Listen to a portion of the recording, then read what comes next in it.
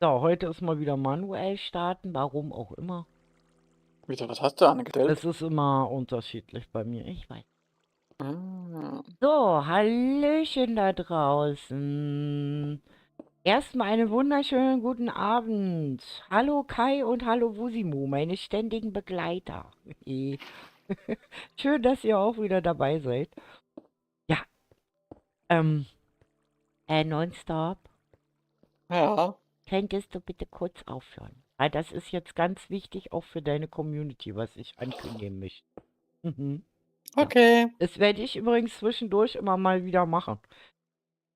Ja, weil das ist ganz wichtig. Also, ihr habt ja schon mitgekriegt, dass Momentum morgen, habt ihr ja schon gesagt, wird morgen ausfallen. Weil erstens mal sämtliche Mitspieler bis auf einen ganz kleinen Mini-Kreis familiäre Verpflichtungen haben. Jetzt haben wir überlegt, was machen wir. So, dann wisst ihr ja, dass der Community-Server noch nicht umgezogen ist. Haben wir nochmal überlegt, was machen wir jetzt? Hm, naja, und dann hatten wir die glorreiche Idee, also die liebe Rio, die Mimikry, Koopa und ich und Kirito ist dann später zu uns gestoßen, für euch da mal was vorzubereiten. Aber, jetzt kommt das Aber, leider ist das nur für die Java. Das ist meine letzte Info, die ich habe. Ja? Und zwar haben wir euch ein Osterevent vorbereitet, wo es dann auch was zu gewinnen gibt. Was verrate ich dann erst bei der Ankündigung, also wenn ich dann Post setze. Den werde ich natürlich überall für euch verfügbar machen. Das heißt Community Tab, Discord, schieß mich tot. Und natürlich meine Leute, denke ich mal, werden das auch alles in ihren Communities reinpacken. Ich denke mal, Nonstop wird es auch machen. Und zwar ist das ein öffentlicher, das heißt, das ist kostenlos und ihr könnt da sogar noch was gewinnen. Und ja, so. Und jetzt bin ich gerade da ein bisschen am Feedback einholen, weil ich nämlich gefragt habe, ähm, wann die anfangen möchten. Können wir auch machen. So. Jetzt muss ich nämlich gerade mal nachfragen, das heißt, weil die müssen nämlich dann auch on sein. Also das Team von mir muss da sein. Also, warte mal, gegen... Hm? Hm? Das sind nämlich, weil das sind nämlich die Nachteulen aus dem Team, müsst ihr wissen. Und wir hatten nämlich überlegt, wie kriegen wir das am besten alles unter einen Hut. So, jetzt muss ich natürlich an die Verantwortlichen erstmal die Frage stellen, wann wir denn morgen starten wollen. Die haben sich jetzt schon aufgelehnt, die wollen nicht abends, die wollen schon tagsüber starten. Juhu! So, jetzt müssen sie sich mal kurz besprechen. Ja. Also, wie gesagt, morgen werden wir das Osterevent machen. Das ist öffentlich. Das heißt, es gibt keine Whitelist. Ich werde euch die IP quasi im Chat mitteilen und natürlich die Leute, wie gesagt, die von der Community aus da auch noch mitmachen wollen. Also nonstop, wenn du morgen auch Zeit und Lust und Bock hast, dann kannst du natürlich auch streamen. Also ihr dürft streamen, ne? Und Videos machen und so, das ist klar. Ist erwünscht. Am besten natürlich streamen. Also ich weiß nicht, nonstop. Hast du morgen Zeit? Nonstop? Mikrofon gemutet. Oh. Er Nee, ich redet wollte ohne zu gerade sagen. reden. Genau, er redet ohne zu reden. Also meine Community hat mich schon gehört. Ich bin eigentlich an und für sich morgen zu Hause und ich weiß nicht, wann ich wieder, also bei den Eltern zu Hause, wir werden ein bisschen die gemeinsame Ah, Zeit nutzen und darum weiß ich gar nicht, wann ich wieder wie das bei meiste mir zu Team. Hause bin. Gut, dann müssen wir das so machen. Dann müsst ihr entweder bei mir in den Stream-Chat dann kommen, um die IP zu erfahren. Aber ich denke mal, das ist ja kein Problem. Ne? Weil ich möchte die natürlich jetzt nicht überall ausrücken, sondern wie gesagt, dann kommt ihr halt alle in meinen Stream. Dann Doch, müssen doch, wir du das. überall ausrücken. Ja, ja. Weil, wie gesagt, also, ja, mal schauen. So. So, ich brauche Oh, Kletti Antwort. kommt. So, die Gladdy kommt. Auf jeden Fall, wie gesagt, die IP erfahrt ihr auf jeden Fall bei mir im Stream. Hallo, Gladdy. Und die werde ich dann oben anpinnen. Das heißt also, ihr seid auch nicht gezwungen, den ganzen Stream zu gucken, sondern ihr sollt ja und wollt ja auch spielen. Das heißt, ihr könnt im Grunde genommen in meinen Kanal reinrutschen, könnt euch die IP oben quasi aus dem angepinnten rausholen und ja. Und Dankeschön, lieber Gary. Gruß zurück. Und ja, wie gesagt, also mein Team sind der Meinung, die möchten schon tagsüber starten, damit sie einfach euch die Antwort geben. Jetzt bin ich gerade am Diskutieren kurz mal. Sorry, weil ich war den ganzen Tag beschäftigt heute. Bin leider nicht zugekommen. Ich habe nämlich meinen Männer heute besucht. Und danach war ich ein bisschen kaputt heute. Das Wetter schafft mich. Ist das bei euch auch heute so warm gewesen und so ein komisch gelber Himmel, so mit ganz viel Staub drinne? Bei uns ist Föhnsturm, schon seit Oi. Anfangswoche, und wir hatten auch seit gestern einen auch Sahara-Staub. Also es war Hm, wirklich, du konntest praktisch nichts sehen, auch heute wieder ja, Sahara-Staub. Und es ist einfach nur ekelhaft, und ich hatte auch ja. die ganze Woche Kopfschmerzen immer wieder, und es Ja, ist genau. so Viel anstrengend. zu, viel zu schnell, viel zu warm und nachts gehen die Temperaturen fast bis auf Null runter. Mann, Mann, Ja, du Mann, ey, das sagst es. ist Wahnsinn. Passt bloß auf euch auf, werdet bloß nicht krank. Die ersten in meinem Team hat es schon wieder erwischt. Die Oh liegen schon wieder nee, mit gute Schnuppi. Ja, Besserung. ja, Guy und Niki hat es schon wieder erwischt. Die liegen schon wieder mit Schnuppi im Bett. Hi, Gladdy. Die haben schon Hi. wieder eine Rotzinase. Hallo, Gladys. Hi. Ich erzähle gerade von unserem Osterevent, den wir morgen machen. Den werden wir aber, jetzt kommt Mhm. nämlich der Knaller. Also, morgen machen wir den Event. In Österreich ist es auch nicht besser, Die Uhrzeit hat werde gerade ich die Vivi gesagt. bestimmt gleich erfahren. Ja. Wie gesagt, und morgen, wie gesagt, merkt euch, morgen ist der Event. Montag lassen wir die Map noch stehen. Das heißt, alle, die also dann morgen nicht raufkommen können, die können sich morgen natürlich nochmal auf die Map einloggen und können das dann mal just for fun für euch machen. Das haben wir uns überlegt als Alternative, weil ich aus sämtlichen Ecken gehört habe, ja, aber ich bin Sonntag nicht zu Hause, ich muss für Oma und Opa und Papa und Mama und ich krieg die Bude voll und naja, die Liste ist lang, ne? Hallo Leo. Auf jeden Fall, wie gesagt, wird das morgen ziemlich, also nicht nur ziemlich, sondern das wird mega lustig. Also ich habe heute Morgen schon mal gelinst, weil ich so ein bisschen an dem Thumbnail rumgebastelt habe für euch. Und habe heute Morgen gelinst und ich habe schon wieder Dinge entdeckt, die da vorher nicht waren, wo ich das letzte Mal drauf war. Erwischt, liebe Rio und liebe Mimi. So, ich denke mal, Cooper diskutiert gerade mit Rio noch, weil das hängt von ein bisschen von Cooper ab, weil Cooper ist der Server-Admin.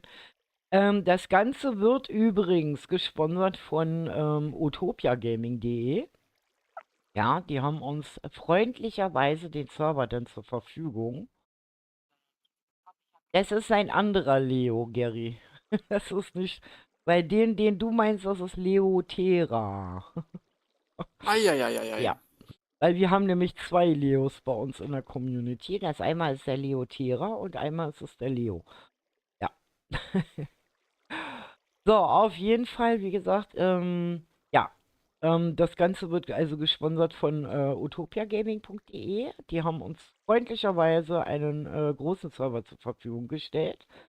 Und wo wir das jetzt im Grunde für euch veranstalten können. Vielen lieben Dank nochmal. Also ich werde das morgen auch nochmal in meiner Ansprache, bevor wir natürlich starten, dann nochmal so kundtun. Also das sind ja, wie gesagt, die Leute, wo ihr wirklich gute, gesicherte Server für kleines Taschengeld kriegen könnt.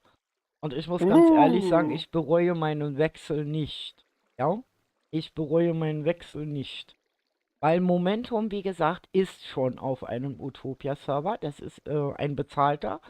Aber wie gesagt, die Events und so, die habe ich freundlicherweise von Utopia gesponsert gekriegt. Und das ist super klasse. Ich bin da super auch mit dem Support und so. Ich werde euch morgen da ein bisschen zu was erzählen, weil das ist das Mindeste, was ich da machen kann für die. Weil, wie gesagt, das ist ein super, super liebes Team. So, ich warte immer noch auf die Antwort. Wollt ihr mich veräppeln? Jetzt macht hin. Ach, welche Antwort? Oh. Das ist so, das ist halt manchmal. Gewisse Leute sind einfach nicht die schnellsten. Ja, Cooper hat jetzt schon dreimal angefangen zu schreiben. Genau. Trotzdem hallo, genau.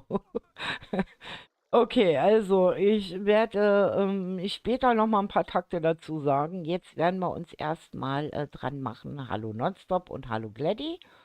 Der Gucci, der schwirrt, glaube ich, auch schon hier irgendwo auf der Map rum. Ja, so wie ich hier. Okay. Und ja, Gladdy, wie geht's dir? Hast du eine halbwegs gute Woche gehabt? Ja, nachdem mein PC jetzt wieder läuft. Ja, Ja, deswegen. ja, Das ja, war ja, nämlich ja, eine ja, Katastrophe letztes Wochenende, weil Gladys wollte ja, nämlich kommen und dann ja, hat ihr irgendein blödes Update, ähnlich wie bei mir, ja. irgendwas zerschossen und bei ihr war das dann so, dass der Monitor immer meinte, ich habe Oh, Lust, ich habe keine Wahnsinn. Lust, ich habe Ja, Lust, ich habe keine Lust. Also das ja, war auch Äh, ja. ganz Ein toll. Aus, ein Das Aus, ist ein doof. Ja, Aus. bei mir war es Mhm. OBS und meine Grafikkarte, die es zerschossen hatte und ich musste alles neu programmieren und neu Mhm, einstellen mhm. und Eieieiei. das war ein Akt. Deswegen das neue Update OBS kannst du für dich behalten, will ich gar nicht haben. Tschüss. So, das Risiko gehe ich jetzt nicht nochmal ein. Mhm. So, okay, also, was wir heute geplant haben, also, das Problem ist, ich habe, okay, Was? so, wartet mal kurz. Hm, Ja? Kurz vorbei. So, okay. Also, ich habe jetzt gerade Machtwort gesprochen. Wir werden morgen definitiv ab 12 starten. Das heißt, Aha. ich werde dann immer mal wieder gucken, was ihr da so treibt, natürlich, weil selber, wie gesagt, Spielen macht ja keinen Sinn, wenn ich die Map selber gebaut habe. Das wäre ja wie Spoilern, ne? Das wollen wir Mhm. nicht. Aber ich werd natürlich als Reporterfüchschen quasi live von der Map berichten und euch so ein bisschen was dazu erklären. Und ja, auf jeden Fall, wie gesagt, freue ich mich wahnsinnig auf morgen. Wir müssen mal gucken, wie lange ich den streamen lasse. Vielleicht mache ich das so einmal mittags zum Start und dann abends nochmal oder so. Mal schauen. Mhm. Je nachdem. Also, wie die Resonanz ist. Also auf jeden Fall werden wir das publik machen. Das heißt, wir hauen es in alle Communities rein. Lady war da noch nicht da. Ich habe schon gesagt, also die IP Mhm. müssen sie sich dann bei mir im Chat, im Mhm. YouTube-Chat holen. Die pinne ich oben an. Mhm. Weil wir haben keine Whitelist diesmal. Ja? Mhm. Weil das ist, wie gesagt, nur ein Event. Und es wird dann quasi morgen ab 12 losgehen und bis Mitternacht gehen. Morgen, wie gesagt, könnt ihr was gewinnen. Am Montag lassen wir natürlich die Map auch noch. Also wir lassen die bis Montag 0 Uhr quasi. Also Montag 0 Uhr, ne? Also nicht Sonntag zu Montag, sondern Montag 0 Uhr lassen wir die Map offen für euch. Das heißt, ihr könnt Mhm. also bis Ostermontag 0 Uhr quasi abends euch da vergnügen, euch das alles angucken, weil es gibt natürlich auch eine Menge zu gucken wieder und auszuprobieren und zu entdecken. Und ich freue mich auf jeden Fall, weil wir haben alleine schon bei der Erstellung uns königlich amüsiert. So. Das war es jetzt erstmal zum Osterevent. Okay. Rio meint gerade, Wecker ist gestellt. Ja, wir haben nämlich hauptsächlich immer nach dem Stream teilweise gearbeitet oder relativ immer um den Stream herum. Weil ihr wisst ja, tagsüber habe ich meine Aufgaben und da habe ich einfach keine Zeit, irgendwas zu machen. Gut, dann werden wir heute mal Bestandsaufnahmen machen. Ich hatte eigentlich vor, wie gesagt, nonstop auch nochmal so ein bisschen eine Servertour zu machen. Das Problem ist, es hat meine Ceros-Map zerschossen. Ich habe keine Waypoints mehr. Hast du noch welche, Glenn? Hast du dir Nein. irgendwelche gesetzt? Auch nicht. Gut. Mhm. Dann sind wir Also ich natürlich hatte gut. mal welche, ja, aber Ja, ich auch. Aber ich habe es irgendwie aus irgendwelchen unerfindlichen Gründen, Mhm. trotz dessen, dass ich mir die andere Map nochmal und so, Mhm. ich habe mir die ja nicht neu runtergeladen. Ich habe ja eigentlich nur die Version und die IP geändert. Ja, toll.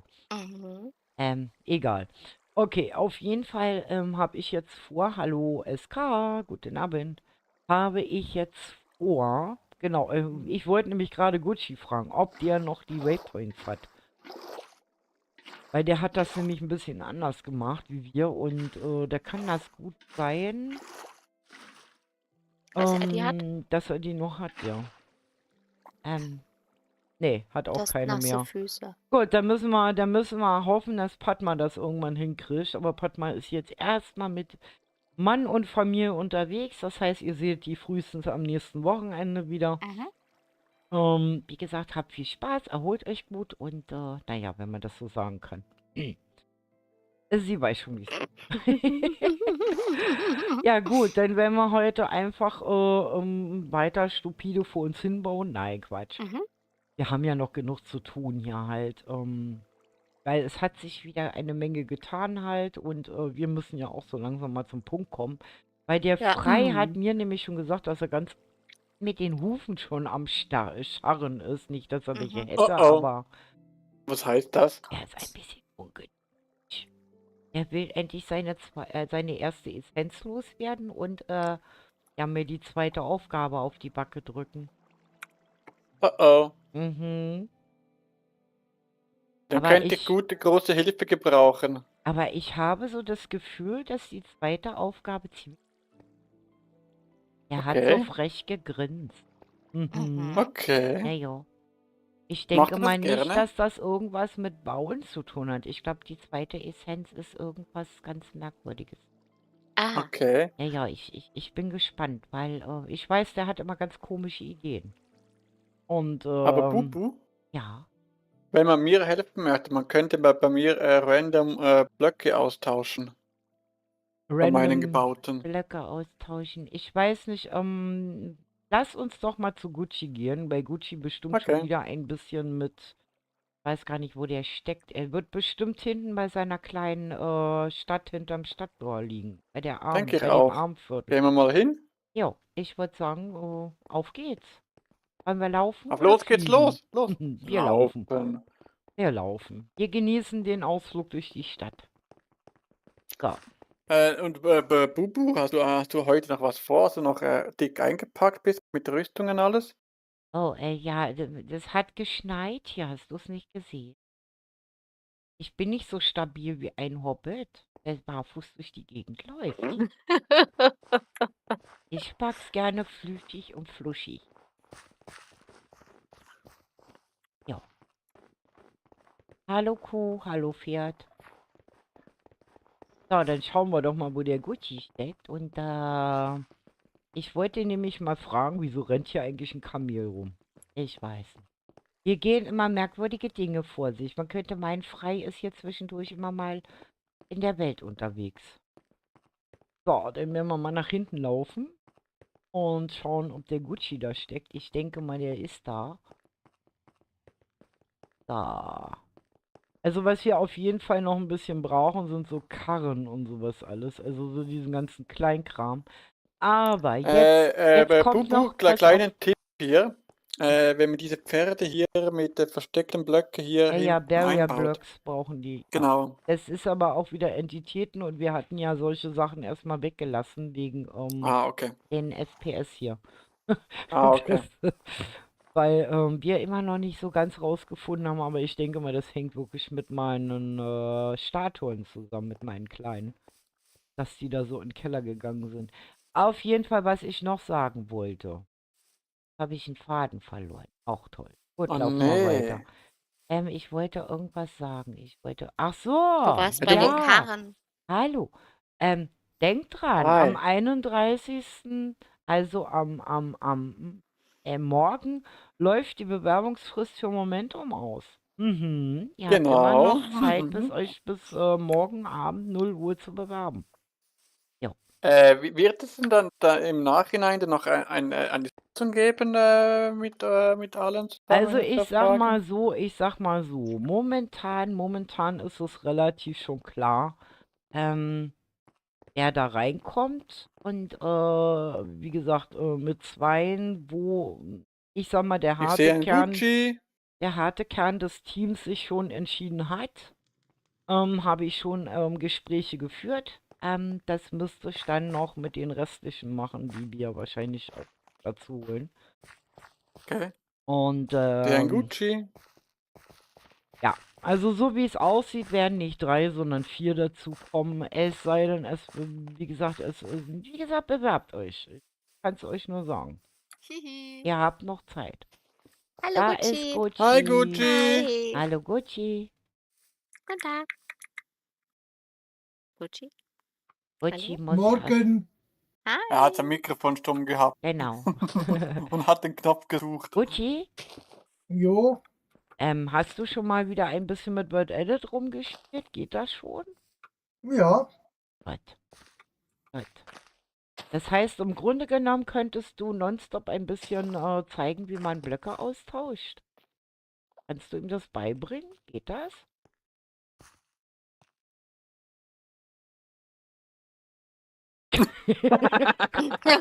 Oh Hallo, je, der arme Gucci. bitte. Oh. Bitte, ich muss doch meine Kathedrale fertig kriegen. Ich wollte doch dann die Bitte, bitte, Balustraden noch bitte, bauen bitte, heute. bitte, Es ist bitte. nämlich so ein Gefrimmel und da das heute nicht so viele sind, kann ich das in Ruhe heute Bitte. machen. Dass die fertig wird. Weil die Häuser dekorieren, das geht immer ganz schnell. Aber wie gesagt, die Das Kirche, ja, Dekorieren ganz schnell. naja, nicht innen Ja, klar. drin, außen. Außen. Ja, ja, kann ich machen. Das wäre gut, dass du ihm das mit den Prozenten mal zeigst, wie das geht. Weil wenn ich das erkläre, versteht er Das nur mit den Bahnhof. Prozenten weiß Ja, ich er auch möchte, nicht. na, du, Das weiß ich nicht. Das mit den Prozenten, da kenne ich mich nicht also aus. ich sag mal so, mach es mal so, wie du es bei mir bei dem einen Haus gemacht hast. Erinnerst du dich? Bei dem einen bei der Münze. Da Hm. hattest du mir doch auch die Blöcke ausgetauscht. Ich hatte in einer Blockpalette gebaut und du hattest doch dann verschiedene Blockvarianten da rein. Das wäre nämlich bei Mhm. Nonstop viel zu aufwendig, wenn wir die ganze Abtei im Grunde genommen in Blockvarianten per Hand umwursteln würden. Dazu ist das Ding viel zu groß. Ja, so, ich habe ja schon einen Teil. Ja, ich aber ja es bei ist nun. sehr viel dazugekommen mittlerweile. Ja, Ich bin schon weil, bald fast fertig. Ja, ja, das eine ist ganze Menge hat er schon gemacht. gut, dann werde ich es dir zeigen. Dann Ja, das wie wäre doch gesagt, das sehr ist ja gut, auch so ein ja. bisschen der Sinn, dass solche Sachen dann ihr auch lernen könnt. Wie das funktioniert halt. Also es gibt immer einer sein Wissen quasi an den nächsten weiter und ich bin nicht gerade prädestiniert, solche Dinge zu erklären, die ich selber nur halb verstehe. Ja, okay, dann würde ich mal Wieso hast du sagen, einen Kürbiskopf auf dem Kopf? oh, ich habe keinen Kürbis. Ich habe keinen Kürbis auf dem Kopf. Du hast das Texture Pack vergessen zu aktivieren. Nein, Das musst du. Nein, mache ich nicht mehr, sonst funktioniert überhaupt nichts mehr. Okay. Okay. Na, dann muss Kirito noch ein bisschen dran, aber wie gesagt, wir gönnen ihm jetzt erstmal das Osterfest. Ne? Und der hat ja auch das Osterevent mit uns mal kurzfristig auf die Beine gestellt, weil da ist nämlich auch viel Technik hinter. Die Kirito dann nochmal überprüft hat, weil Cooper ist ja, wie gesagt, der frimmelt sich jetzt so langsam rein in die ganze Geschichte und was solche Sachen mit Command-Technik. Also ich lerne momentan auch fleißig Command-Technik. Ja. Mhm. Weil ich bin ja nicht so ein Redstone-Fan, wie ihr wisst. Ne? Das ist für mich immer so, wie bringe ich den Server zum Abstürzen? Bubu benutzt Redstone. Command-Technik ist besser. Kann man kontrollierter einsetzen. Und ja, also, wie gesagt, dann werden wir uns mal fröhlich ans Werk machen. Ich werde mich mal gleich ein bisschen entledigen meiner Klamotten hier. Ja. Weil bei meiner Kirche ist ja, wie gesagt, dieses Ding da, eine Kiste. So, okay, was hast du heute noch vor? Machst du deine Münze weiter oder Ja, Häuser dekorieren ja. oder? Also ich Okay. habe noch ein Haus, das noch gar nicht fertig ist. Da war Ja, ich mir alles nicht gut. sicher von der Wand her, von der Farbe her. Wo du Ach, gesagt hast, Augenkrebs. ja, Du das erinnerst kann ja dich? Mhm. sein. Ja, Kann ja ja, alles. ja, ja, ja, ja. Und Münze. Ja, Aber ich muss dir unbedingt noch was zeigen. was dann? Hast du bei Stine schon mal in der Zwischenzeit in der Kirche drin? Nein, aber ich gucke doch deine Streams nach. Dann weißt du ja, was da hängt an der Decke. Ja, ich habe schon gesehen. Außer es hat sich zwischenzeitlich was geändert. Nee, ich glaube, Nee? das fand Stine so cool, dass es hat hängen lassen. Ja, Ja. ja. Auch wenn er, sagen sieht, wir mal, eigentlich gedreht sein müsste halt. Normalerweise, wie gesagt, kommt also man ja rein und dann läuft man lang und der Kopf komm, ist am lass uns anderen Ende. gucken gehen. Ja. Ja, komm. Gut, okay, wir Warte, machen uns an die wohin? Arbeit und ja, wir gehen dann mal Wahl gucken. Oh Mann. Also ihr Aber seht, es ist schon cool wirklich, gebaut. ja, es ist eine Menge. Ja, die Rio hatte das gehört und vernommen und Rio muss Hat den momentan Ruf ja so, gehört. ja, Rio ist ja Mhm. unsere Skelettmeisterin. Das heißt, alles, was Skelett und solche Dinge sind, das baut uns die Rio halt. Man Mhm. versucht so ein bisschen unsere Eule zu ersetzen, die ja leider Krankenhaus. immer noch im Biegen. Und mit dem Einrichten und solche Sachen, wie gesagt, da kann ich euch schon mal sagen, da müsst ihr euch jetzt nicht so sehr den Kopf machen.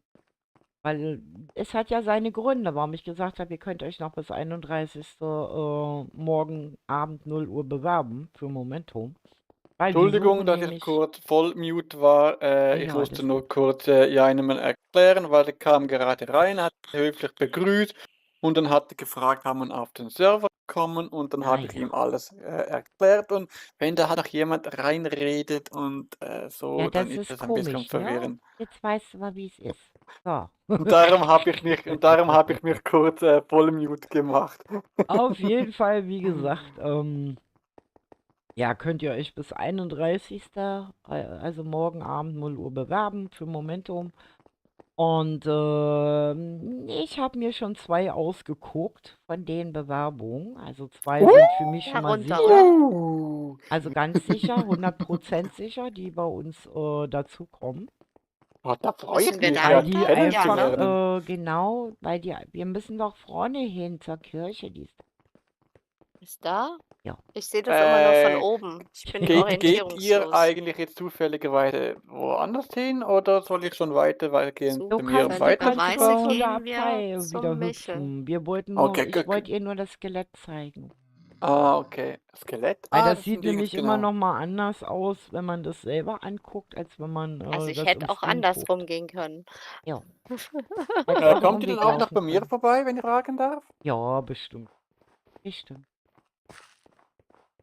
So.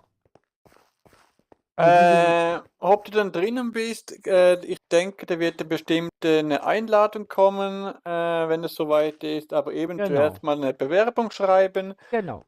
genau so vorgehen, wie es beschrieben ist. Also wie gesagt, 2 Leute sind schon mal sicher und mit 2 muss ich noch reden. Und ja, Aha. der andere, den haben wir ja festgestellt, der ist leider noch keine 18 und vor allen Dingen, ich sage mal so, wenn ihr euch bewerbt, also Bedingung ist ab 18 und ich habe ja gesagt, also Moni habe ich jetzt mal eine Ausnahme gemacht, weil sie in letzter Zeit wenig zum Bauen gekommen ist und auch mit den Bildern und so, das nicht so funktioniert hat, dass ich bei ihr jetzt eine Ausnahme gemacht habe, weil Moni kenne ich auch schon ein bisschen länger. Also wie gesagt, Bilder, aber wie gesagt, derjenige hatte nämlich den Fehler gemacht, weil denkt mal nicht, dass wir nicht genau hingucken. Der war weder 18, noch hat er seine eigenen Bauwerke gepostet. Ihr vergesst immer, wir haben ziemlich viele Connections und können das ziemlich schnell rausfinden, ob ein Gebäude Tatsache von euch ist oder eben nicht. Und Schummeln gilt nicht, kommt eh raus. Ne? Also, so, was sagst du denn zu dem tollen Ungetüm hier oben unter der Decke? Ich finde, jetzt sieht die Decke richtig Cool, schön aus. cool. Das war so was, Mega was cool. gefehlt hat. Ja, Ne? mega cool. Mhm. Ja, das ist ja eine Kirche quasi für die Seefahrer. Ja, ich finde es mega cool. Ich finde die auch cool. Auch wenn ich, sagen wir mal, persönlich jetzt, sagen wir mal, doch eher wahrscheinlich den Kopf auf die andere Seite gepackt hätte. Muss nicht, kann man machen, aber alleine schon dieses Ding finde ich mega. Warte mal, ich gehe mal ein bisschen höher, damit er das richtig. Ja, und wie gesagt, unsere Krass. Rio, ja, die ist Spezialisten, alles was so Skelettvarianten angeht. Also die baut alle möglichen Skelette und also bevorzugt Drachen. Ich sag mal Drachen. Also wer Momentum geguckt hat und zwar den Teil, wo wir unterirdisch die den Professor quasi war das in Rom? Das war in Rom. Dann müsst ihr Rom gucken. Der Professor musste Aufgaben machen, um sein besonderes Item zu. Mhm. Und da gibt es einen legendären, riesengroßen Drachen in der Höhle unten, Okay. den auch unsere Rio gebaut hat. Und wie gesagt, also es ist nämlich nicht jeder quasi verpflichtet, immer am Wochenende mitzuspielen. Also manche sind dann auch so, die sagen, nö, ich habe jetzt am Wochenende keine Zeit, aber ich könnte unter der Woche was bauen, soll ich was vorbereiten oder lassen sich selber mal was einfallen. Also Mhm. deswegen die vielen Easter Eggs, von denen ich immer wieder neue Dinge entdecke, das ist, ja. Ist ja für dich auch spannend. Ja, das ist wie auf dem Community-Server. Man lässt die mal 2 Tage alleine und bumm, zack, steht ein Riesenhaus da. Ne? Also haben wir ja gestern erlebt. Und so ist das hier auch. Also man darf sich über nichts wundern. Okay. Ja, Habe ich Spinnweben in meinem Haus? noch nicht. Noch nicht. Nein, Noch nicht. noch Okay, die nicht. Betonung lag auf Noch noch nicht. nicht. Wenn nicht, Okay. müssen wir gucken, dass wir einen Besen für dich finden. Okay. Nein, alles gut, alles gut. Ich Ich finde die würde, Aufhängung auch spannend. ja, Mit den genau, Schleifsteinen und ja, den Ketten ja. und ich finde das mega genial. Also Rio bemüht sich auch immer so, dass das so ein bisschen mit Sinn und Verstand ist. Die meckert immer, weißt du. Die sagt immer, das kann gar nicht so Echt? aufgehangen werden, weil das kippt dann hinten runter oder kippt vorne runter oder die Ketten reißen oder so, weißt du. Die ist ja sehr genau. Sehr genau. Mhm. Ja. Mhm. Aber ich finde das gut, weil das Schöne hier ist, nämlich, das ist für alle wichtig, die sich für Momentum bewerben möchten. Mhm. Das Schöne ist, wir lernen alle Unmengen voneinander. Also jeder Ja. kann etwas besonders gut und bemüht sich, den anderen das mehr oder weniger beizubringen. Und Mhm. wie gesagt, also das sind Bautricks, das sind, wie gesagt, Redstone-Sachen, das sind Techniken, das sind Command-Techniken, das Word Edit, das ist. Also ihr könnt eigentlich quasi aus jedem Bereich, habt ihr hier einen Spezialisten zur Hand. Wie gesagt, mittlerweile geht das auch schon so weit, dass unser Kenshin zum Beispiel von Kirito ganz viel gelernt hat und der Koopa. Dann haben wir Mr. Skeletto, der für unsere Texture-Sachen verantwortlich ist. Also wie gesagt, wie meine Mönchskrutto und solche Dinge halt. Oder das Kruzifix zum Beispiel. Unseren Mhm. Pixelmeister, ne? Mhm. Dann für die Effekte und so sind ja Kenshin und Kirito verantwortlich. Und mittlerweile, wie gesagt, hat Ilo da auch ganz, ganz viel übernommen. Der kann also auch ganz, ganz viel von den Sachen.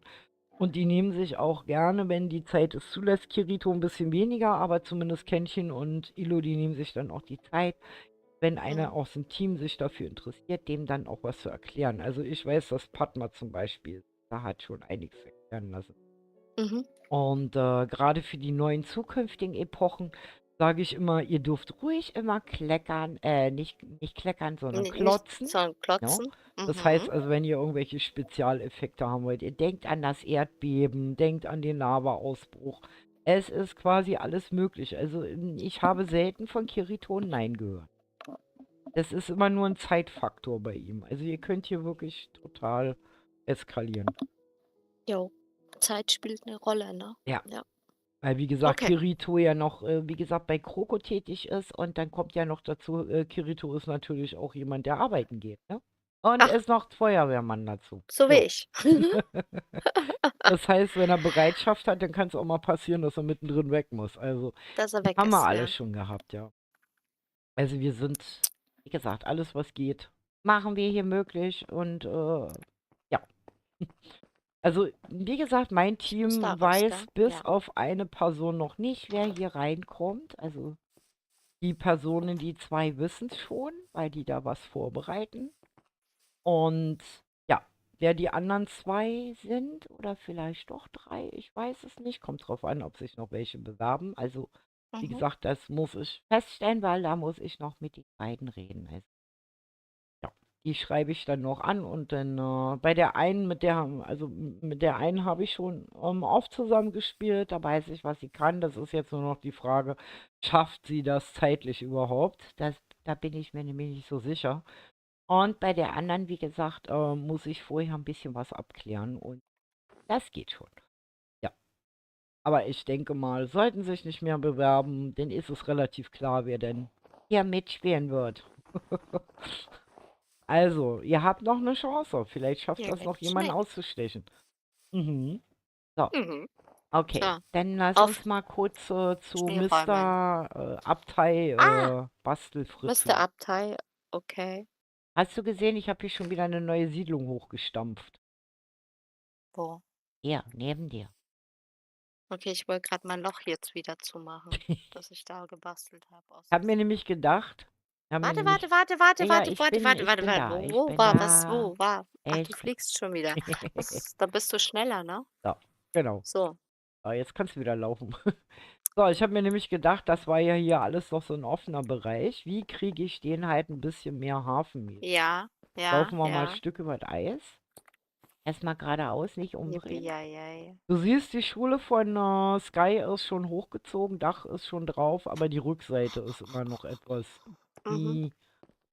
Weißt du, aber obwohl das ja auch normal ist, ne? Also die Rückseiten sind nun mal nicht schön von Häusern. Das ist Nö, einfach so. nö. Also wird das wahrscheinlich auch so bleiben und wir werden da eigentlich nur Grünzeug und sowas machen. Guck mal. Was sagst du zu der Kulisse? Cool. Mega. Passt, oder? Obwohl die Ja. relativ niedrig sind. Ich habe mich schon bemüht, die relativ groß zu bauen. Hm, ja. Ja. Aber wie gesagt, Hm. ich habe mir so Meine gedacht, so ein bisschen. Zwergenhäuser sind halt immer noch Zwerge, ne? Ja, naja, ist ja nicht weiter schlimm. Hm. Es geht ja so Wir ein vertuschen bisschen. das.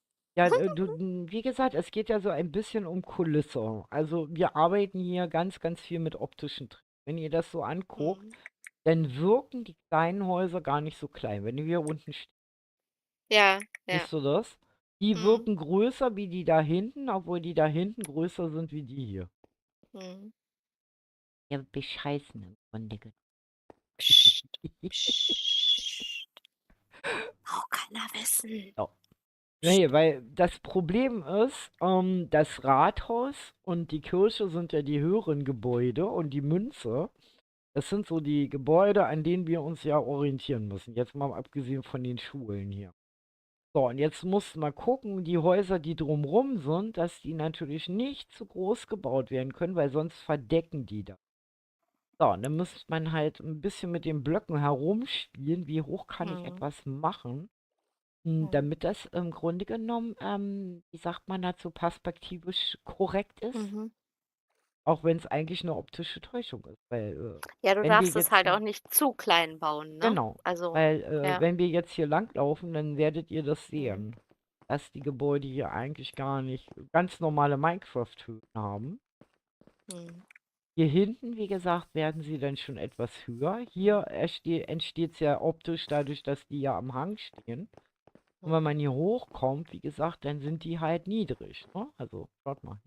Klein. Ja, es sind meine Zwergenhäuser, ich Ja. weiß. Nee, aber wie gesagt, und wir haben dann im Grunde genommen es geschafft, also durch so eine Dreierkombi, das heißt vorne klein, Mitte am höchsten und dann wieder ein bisschen Mhm. kleiner, so diesen Übergang zu machen.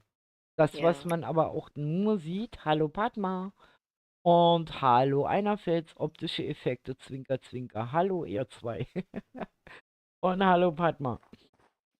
Auf jeden Fall, wie gesagt, lebt dieses eigentlich von optischen Effekten. Also ihr seht, das Gebäude, was größer ist, umso weiter wir hier hinlaufen, umso kleiner erscheint. Es wird immer kleiner. Und so arbeiten wir. Ne, dass wir uns Okay. immer so genau machen. Guck mal, und wenn du jetzt die du immer so auch als Zwergenhäuser da vorne bezeichnest, die ja schon etwas höher sind wie die hier, Mhm. wenn du jetzt dir die Höhe der Kathedrale anguckst, dann stimmt die Höhe Mhm. wieder. Weil sonst hätte ich die Kathedrale übermäßig noch größer, bombastischer bauen. So, und die Kathedrale soll Ja. aber nicht größer sein wie dieses Wie's Rathaus, Rathaus. oder? Mhm. Ja. Ja, also das ist ein ewiges, wie groß baue ich etwas. Aber die Kathedrale ist mega. Ja, ich finde die auch wunderschön. So, hier kommen Mhm. übrigens noch die Bremer Stadtmusikanten rauf. Das, was ich unheimlich schön finde, ist einfach so was wir beide zum Beispiel hier gemacht haben mit diesen kleinen Gässchen hier alle. Ne? Also wenn die Mhm. jetzt alle, sagen wir mal, Fässer noch reinkriegen und dann steht hier noch Krempel rum und da, das wird richtig, richtig. Ja, Mhm. und dann haben wir hier halt diese Löschhütte. Das sind immer diese Feuerhäuschen, ne? Also Mhm. Löschhäuschen Wichtig. quasi. Auch in der Nähe von der Schule. Wichtig. Genau, wichtig. Mhm. Schule, Laboratorium, Buchdruckerei und Kathedrale, ne? Also ein paar Wohnhäuser oder so, man weiß ja nie, ne? Und noch eine Seite, dann habe ich endlich fertig. Super. Dickes, fettes Lob an Padma. Die schreibt gerade ihre Abgabearbeit. Bravo. Ja. So, auf jeden Fall, ja. In der Kirche bin ich soweit fertig, aber da werde ich noch ein bisschen was nachbessern, weil mir noch nicht das gefällt. Soll ich dir mal zeigen? Ja, bitte. Gut. Ich warte ja schon die ganze Zeit hier so. Gut. Spannung, Also wie gesagt, Spannung. das mit dem Weg hier müssen wir dann noch ein bisschen korrigieren. Muss ich mal gucken, ob man von hinten nur rankommt. Weißt du? Von hinten hier hinkommt. So, jetzt machen wir Ja. mal den Okay. Aha-Effekt. Mhm, Okay, mhm. wir kommen Soll jetzt ich hier die Augen rein. zuhalten? Nein, Ja. nein, du darfst sie aufmachen. Sonst fällst du Okay. hier die Stufen runter. Das geht. Ah ja.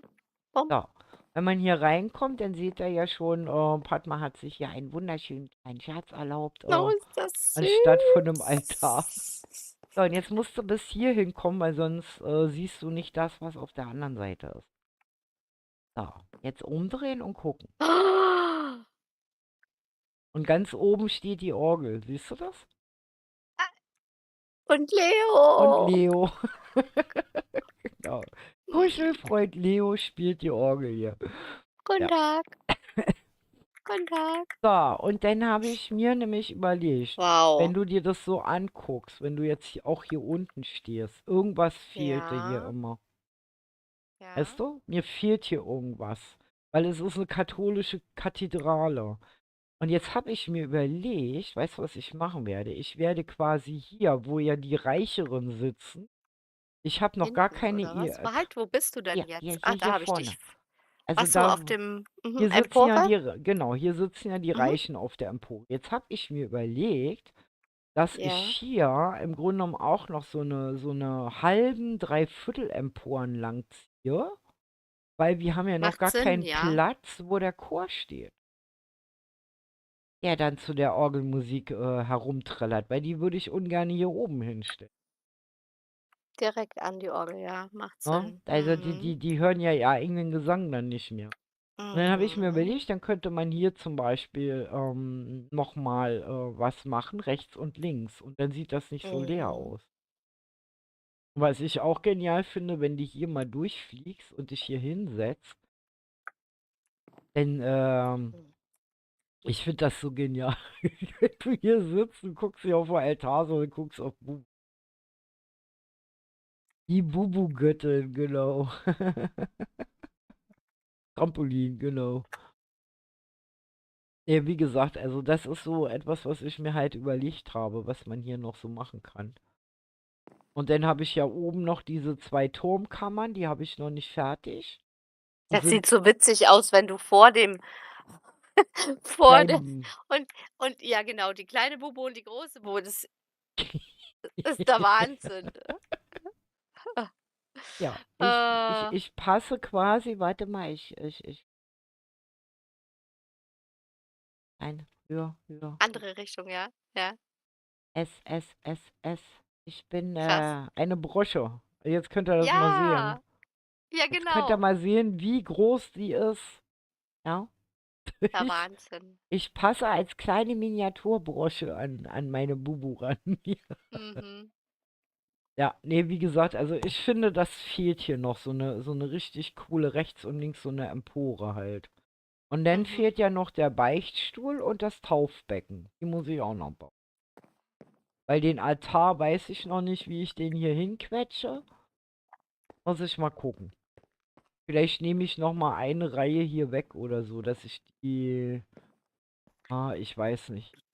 Muss ich gucken. Dass ich das hier noch Ja, mal ist eng. verbreite halt, Mhm. ne? Weil sonst kriege ich den Mhm. Altartisch da nicht hin. Aber mhm. Also sie hat mir glatt das Kirchenfenster verbaut. Nein, alles gut. Und sie hat Bubu ein bisschen in den Boden eingelassen. Ja, ja, weil sonst hätte die Bubu da nicht Ja, reingepasst, schätze hingepasst, ich genau. mal, Jetzt habe ne? ich schon überlegt, wenn ich das jetzt bis hier quasi zumache, dann hat sie halt so ein weißen Streifen hier. Ich vorstellen hier so. Ne? Also dann wäre das so. Ob das so störend ist, weiß ich. Aber willst du es zumachen? Echt? Man sieht es ja eh nicht. Wenn Hm. du hier stehst, siehst du es nicht. Ja, die wollte ich halt nicht abschneiden. Ja. Weil höher, weil wir haben erst überlegt höher, aber das geht nicht, weil die ist hinten ins Dach eingebaut. Ja, Ich genau. konnte die Statue leider nicht weiter nach hinten setzen. Ja, ja, ich habe, wie Ja, gesagt, ja, ich die ist seh's. hier hinten ins Dach eingebaut. Seht ihr das? Und dadurch konnten wir die nicht mehr versetzen. Das ging nicht. Aber wie gesagt, alles gut. Ich werde einfach, weil man hier das sowieso nicht sieht, ja, das hier zumachen. Das stört auch nicht, finde ich. Ganz ehrlich gesagt. Das stört nicht. Immer. Ja?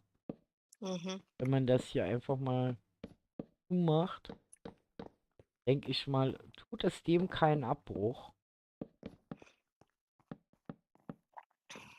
Es bleibt ja trotzdem Bubu.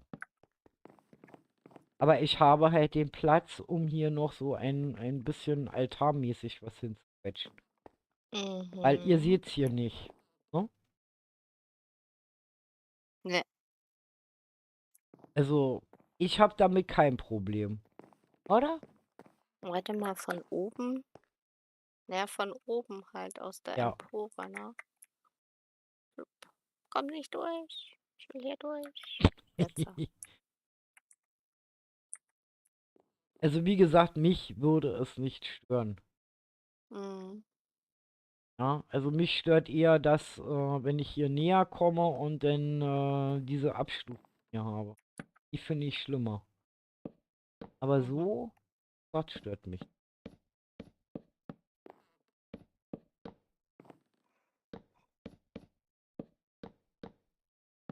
Ja, mach mal.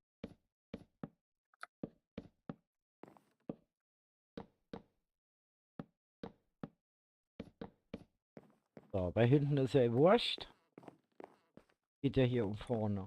Also ich finde das nicht so schlimm. Oder sieht man das sehr von Also oben? von oben siehst du schon den Unterschied, Bubu. Ja. Ja. Also. Das Problem ist nur, wenn ich die eine Etage wegnehme, dann hat sie zwar wieder also das ebenerdig mache, also diese Mhm. Stufe hier wegnehme und das ebenerdig mache, dann passt Bubu, aber dann ist der Fuchs zu. Okay. Also, ja. Wenn Ja, das ein, ist eigentlich wenn, so das so wenn da. das einer bemängelt, kann ich immer sagen, Bubu hat sich selbst die Füße gestutzt. Genau, meine Zehennägel versteckt, genau. Weil die Mhm. wollen mir immer meine Fußhaare als Suppe verarbeiten, weißt du, meine Pfoten Mhm. rasieren. Mhm. Haben sie in Rom auch schon mit mir gemacht. So, Pfui. das Pfui, war schämt euch. eklig. Und dann haben die Suppe da ausgeschenkt. Ih, Dinge, die man nicht wissen mag. Nee. Warum Ja. erzählst du mir sowas? So, wie gesagt, also Aber hier, das wird auch noch hübscher. Hier habe ich gesagt, da kommen Bögen rein, da muss ich hier die Decken, muss ich noch ein bisschen hübscher machen. mhm. Die möchte ich noch so ein bisschen abhängen, dass das so wie, ja, noch so Rundbögen wären, weißt du, so. Mhm. Ja, Verstehst ja, du, wie ja, beim ja, Rathaus vorne in diesem Garten ja, drinne. ja. Aber Taufbecken hast du da nicht Ja, hier, guck mal, ich mega? habe ja hier noch voll fett Platz. Ja, Und da genau. kommt der Beichtstuhl dann irgendwie rein, hier. Ah, Beichtstuhl. So einen aufwendigen, weißt du, dachte ich. Das hier, Okay, ich hätte jetzt eher das gefällt mir auch die noch nicht so. gefällt dir auch noch Ah, nicht. noch. Hm. Es ist mir noch zu steinig hier.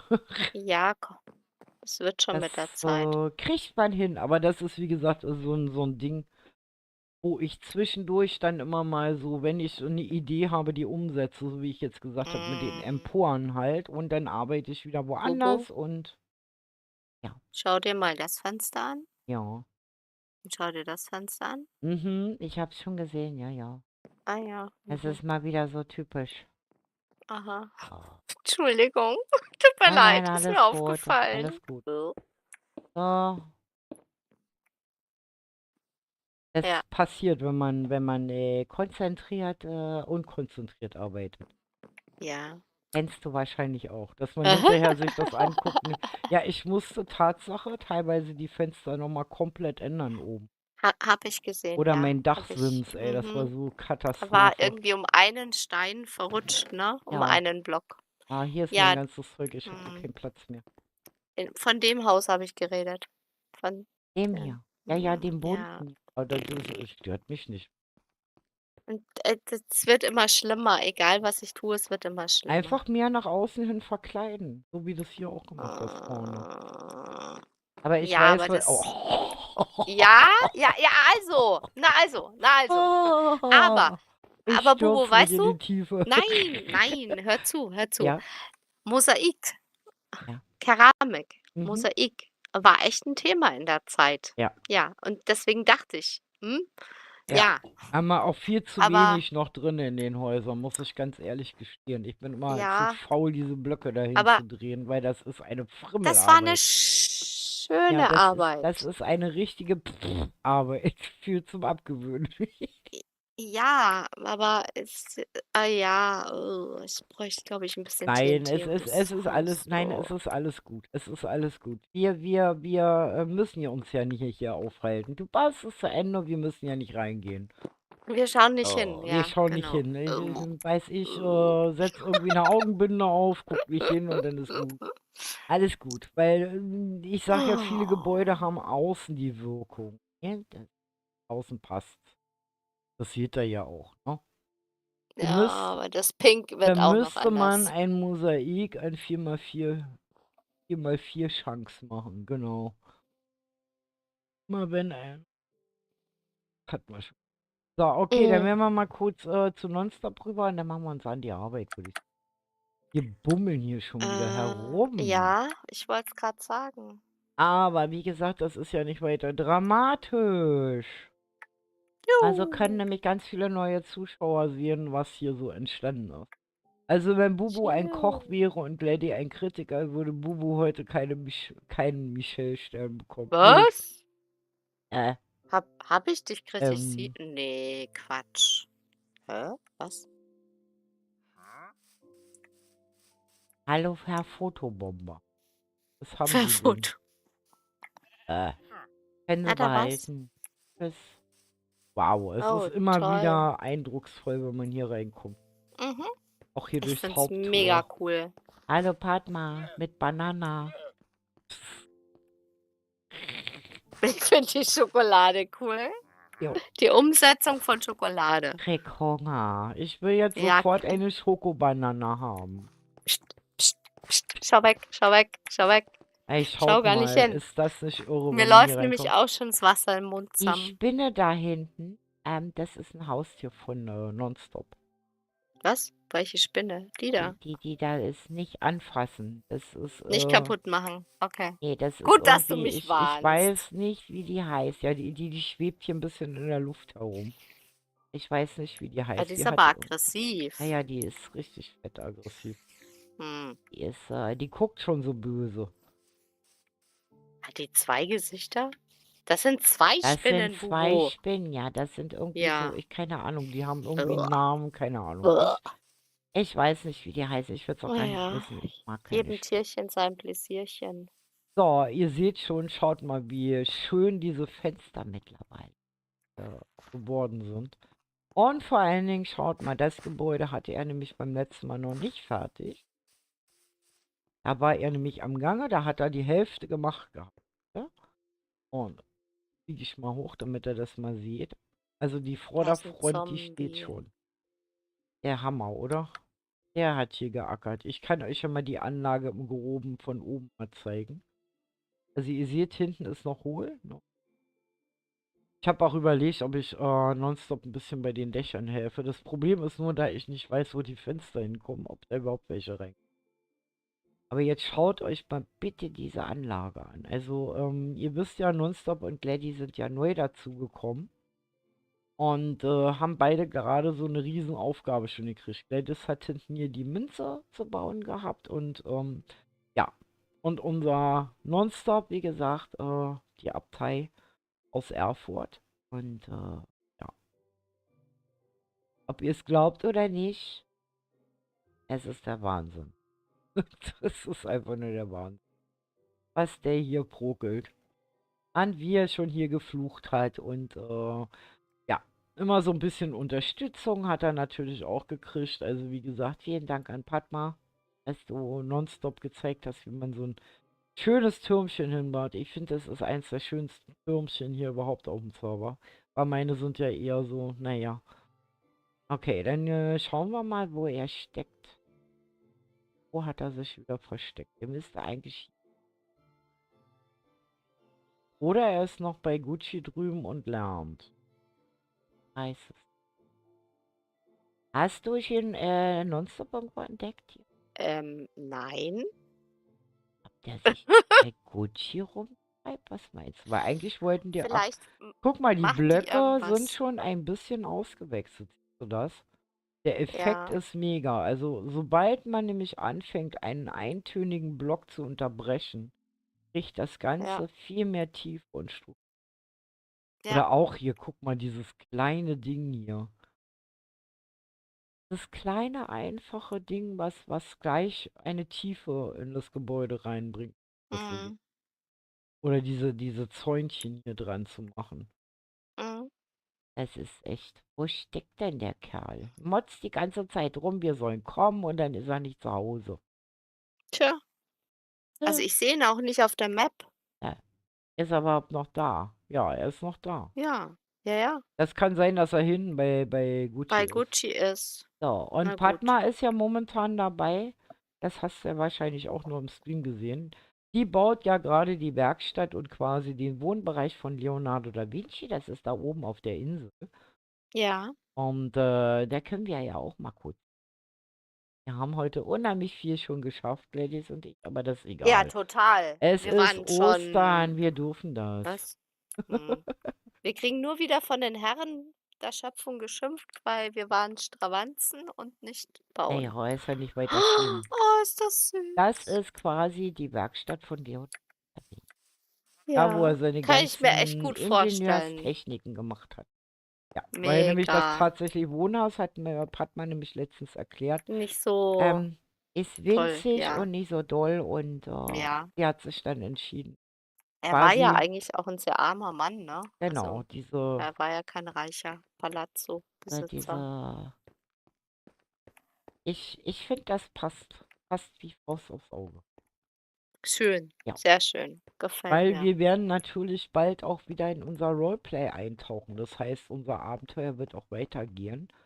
Wir haben uns einfach mal überlegt, dadurch, dass wir halt diese Feiertage hatten, ihr wisst ja, wo wir angefangen haben hier. Das war in der Winterzeit, dann kam Weihnachten, dann kam Neujahr, dann jetzt Ostern. Und das hätte einfach zeitlich nicht gereicht, also weil viele dann auch Urlaub haben. Die haben ja auch Kinder oder haben Prüfungen oder sonst was. Also es kam irgendwo immer was dazwischen, wo wir dann gesagt haben, okay, wir bereiten jetzt mal die Kulisse quasi als Aufgabe vor vom Frei. Und Hm. ja, und demnächst wird es dann weiter wieder gehen mit unseren Geschichten und die werden sehr lustig. Also ich habe so einiges mir schon notiert. Ihr könnt gespannt sein. Mein Team weiß noch nichts von ihrem Glück. Ich werde auch nichts diesmal verraten. Der Einzige, der Bescheid weiß, wird frei sein. Und dann lasst euch Ah, überraschen. Ich werde mein Team mal so richtig schön ins kalte Wasser schubsen. Macht so richtig heißt das, Spaß. sonst hast du was verraten? Sonst haben wir mehr oder weniger immer so als kleines Team was zusammen geplant. Diesmal mache ich es alleine, Mhm. kleine Rache muss sein. Weil die haben mich jetzt Mhm. 1,5 Jahre quasi gequält, jetzt darf ich auch mal. Also es wird mega lustig. So, Ihr könnt so. euch schon drauf vorbereiten, weil wie gesagt, der Server ist Mhm. umgezogen und es wird mega lustig. Ich sag's euch jetzt schon. So, okay, dann sind wir also quasi jetzt hier wieder wo wir angefangen haben. Du bist so flott. Ich muss Du auch ganz bist ehrlich sagen, ich bin so richtig feiertagsgeschehen. Und vor allen Dingen was? habe ich gesehen, es sind momentan so viele Leute im Stream drin, dass ich nochmal das Osterevent erwähnen wollte. Also morgen ab Mittag um 12. Da gibt's, also ich werde es nachher nochmal posten, damit ihr alle Mhm. rechtzeitig wisst. Ab 12 Uhr wird es unseren warte, Perspektive wechseln, öffentlichen Oster-Event geben für alle Java-Spieler. Leider haben wir es nicht Ja, geschafft, die Bedrocker mit ja. reinzunehmen, weil das dann nicht ganz so funktioniert. Das heißt, schaltet morgen unbedingt ab 12 den Stream ein, denn dort werde ich euch die IP anpingen, also anpinnen. Ja, also wie gesagt, nur in dem Chat anpinnen. Und dann könnt ihr quasi den Server stürmen und ja, wie gesagt, an diesem Osterevent teilnehmen. Das wird also morgen quasi bis 0 Uhr gehen. Ihr könnt da halt auch was gewinnen. Ich verrate aber noch nicht was. Und wie gesagt, wie das alles funktioniert, das werdet ihr morgen auch erst erfahren. Das verrate ich auch noch nichts. Weil sonst ist ja der Spaß weg. Und ja, und Montag, also bis Montagabend, also den ganzen Montag lassen wir quasi den Server noch offen. Und dann können natürlich alle dann noch raufkommen, die das nicht geschafft haben, zum Event zu kommen. Und ja, und am Montag ist es ja auch wieder so, wenn ich streame, wie gesagt, ist Monatsanfang, da werde ich auf jeden Fall wieder 5 Kanalmitgliedschaften rausschmeißen. Das heißt also, es lohnt sich auch Montag nochmal einzuschalten. Und die Kanalmitgliedschaften, die sind ja so, dass ihr dann damit berechtigt seid, auf dem Community-Server zu spielen. Einen Monat lang, kostenlos.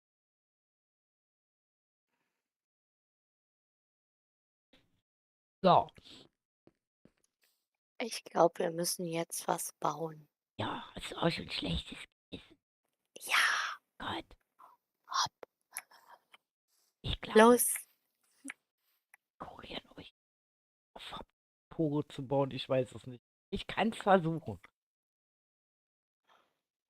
Ist ja eigentlich egal. Hauptsache, ich glaube, Wir tun wir was. bauen jetzt Okay, ich was. tu was. Ich habe was getan. Guck mal, ich habe einen Block gesetzt. Reicht das? Ey! Ja, ich glaube, ich muss so ein bisschen Quarz gegen Sandstein austauschen Ich noch an könnte, meiner ich könnte Münze. auch, warte mal, bleib mal stehen. Bleib mal stehen. Ja, ich Einen stehe. Amboss schmeißen. Habe ich auch was getan. Toll. Los jetzt! Oder Auf, auf! ich könnte Nein, los bauen! Hübsch was bauen! aufsetzen. Und Hübsch bauen. hübsch, Du hübsch. kannst dir es ja aussuchen sogar. Ja. Entweder Kathedrale oder Ich glaube, ich gehe Fassaden Kathedrale, oder weil ich kann momentan keine Außendeko mehr okay. sehen. Wenn ich ehrlich bin. Obwohl wir ja eigentlich hier auch mal anfangen müssten, ein bisschen zu begrünen, ein paar Bäume zu pflanzen. Aber ich habe ja auch Ja, gesagt, ich finde das immer so, wenn man sowas macht, da wollte ich sowieso mal was zu sagen. mhm. Also wenn man so quasi eine Stadt erstellt, vermeidet es, Bäume zu pflanzen, die ihr mit Knochenmehl Ja, wachsen. Ne? okay, warum? Das sieht nicht. Weil, entsinne Mhm. dich, wie. Ich hätte das ja auch machen können in der kleinen Gasse Ja, bei der Münze. Erinnerst du dich? ja, Wir können ja da ja. mal hingehen. Komm mal mit, du willst ja Ah, du sowieso willst dahin. du willst Custom-Bäume Ja, machen. Oh Gott. weil ich, das ist Oh. nicht das Problem. Also wie Oh gesagt, wir haben nein. genügend Custom Ja, Trees. ja, geradeaus, rechts, Also rechts, pass rechts. auf, wenn du hier Hallo, du jetzt, wolltest zur ja, ja, Münze. pass Ach auf, so. ich will dir mal den Ah ja. Unterschied zeigen. Hier ist ein natürlich generierter. Seht ihr das? So, hier Ja, ist aber ein das sieht natürlich doch generierter. hübsch Der ist hübsch, da aus. hat sie Glück gehabt. Dieses Glück hat man aber leider nicht immer. Ja? Und sie hat ihn auch ein bisschen, denke ich mal, verändert, Gestutzt. gestutzt. Ja? Mhm. So. Und jetzt stellt euch mal vor, ihr kennt ja so ein bisschen die Art der Bäume, wie sie wachsen, wenn man die mit Knochenmehl bestäubt. Ne? Ja. Ach Und so.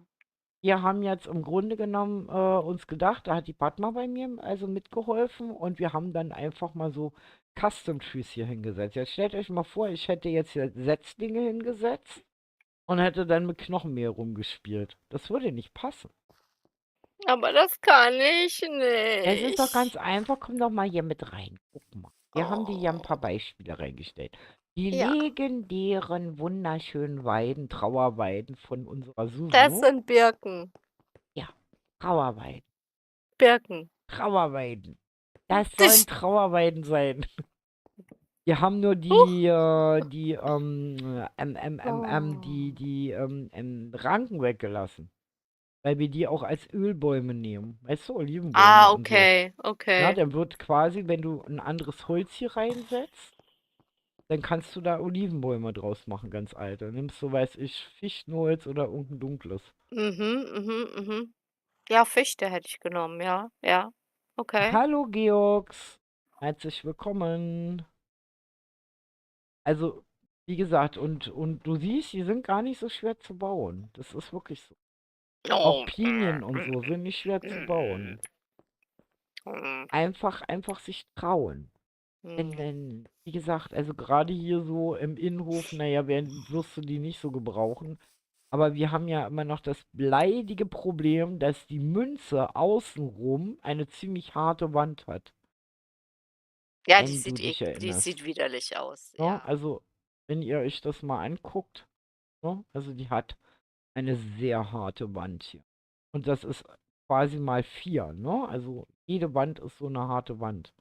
Und dann müssen wir uns natürlich was einfallen lassen. Deswegen haben wir überall einen Grünstreifen gemacht und bauen dann natürlich auch noch so ein paar Häuschen davor, dass das so ein bisschen verdeckt wird. Also das ist nicht Ja. ganz so einfach. Ja. Ja, hübsch ist anders, Weil ne? Gucci hatte auch das Problem. Entsinnst du dich mit der harten Wand bei seinem Schloss? Er hatte doch auch so eine fettes Ich bin da. Wandproblem hier. Ja, aber das ist Ne? doch. Und das war vorher eine Wand. Und da habe ich gesagt, das sieht doch blöd Ach aus, so, wenn man hier reinkommt. ja. Und dann stehst du plötzlich vor so einer Mauer, weißt du? So einer Ja, ja. Steinmauer. Ich erinnere mich an die Wand, ja. Und dann Ja, hat war furchtbar. Gucci einfach mal, ja, wie gesagt, so eine Art Marktplatz reingeschust. Mega. Ja. Ja, Das und kann ich aber dadurch, jetzt leider nicht machen. nee, das passt bei dir nicht. Und deswegen müssen wir sehen, dass wir die Flächen, wo deine Mauer quasi ist, gucken, ob man da Gebäude hinsetzen kann, davor, längs, weißt du? Mhm.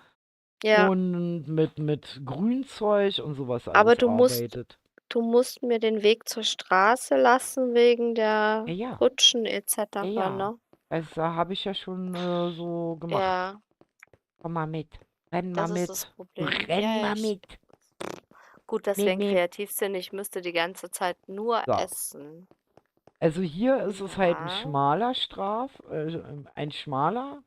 Und da habe ich überlegt, was hältst du davon, wenn wir hier eine Art Graben hinmachen mit Wasser? Wo? Also das hier ein bisschen tiefer machen, weißt Hier? du? Ja, hier.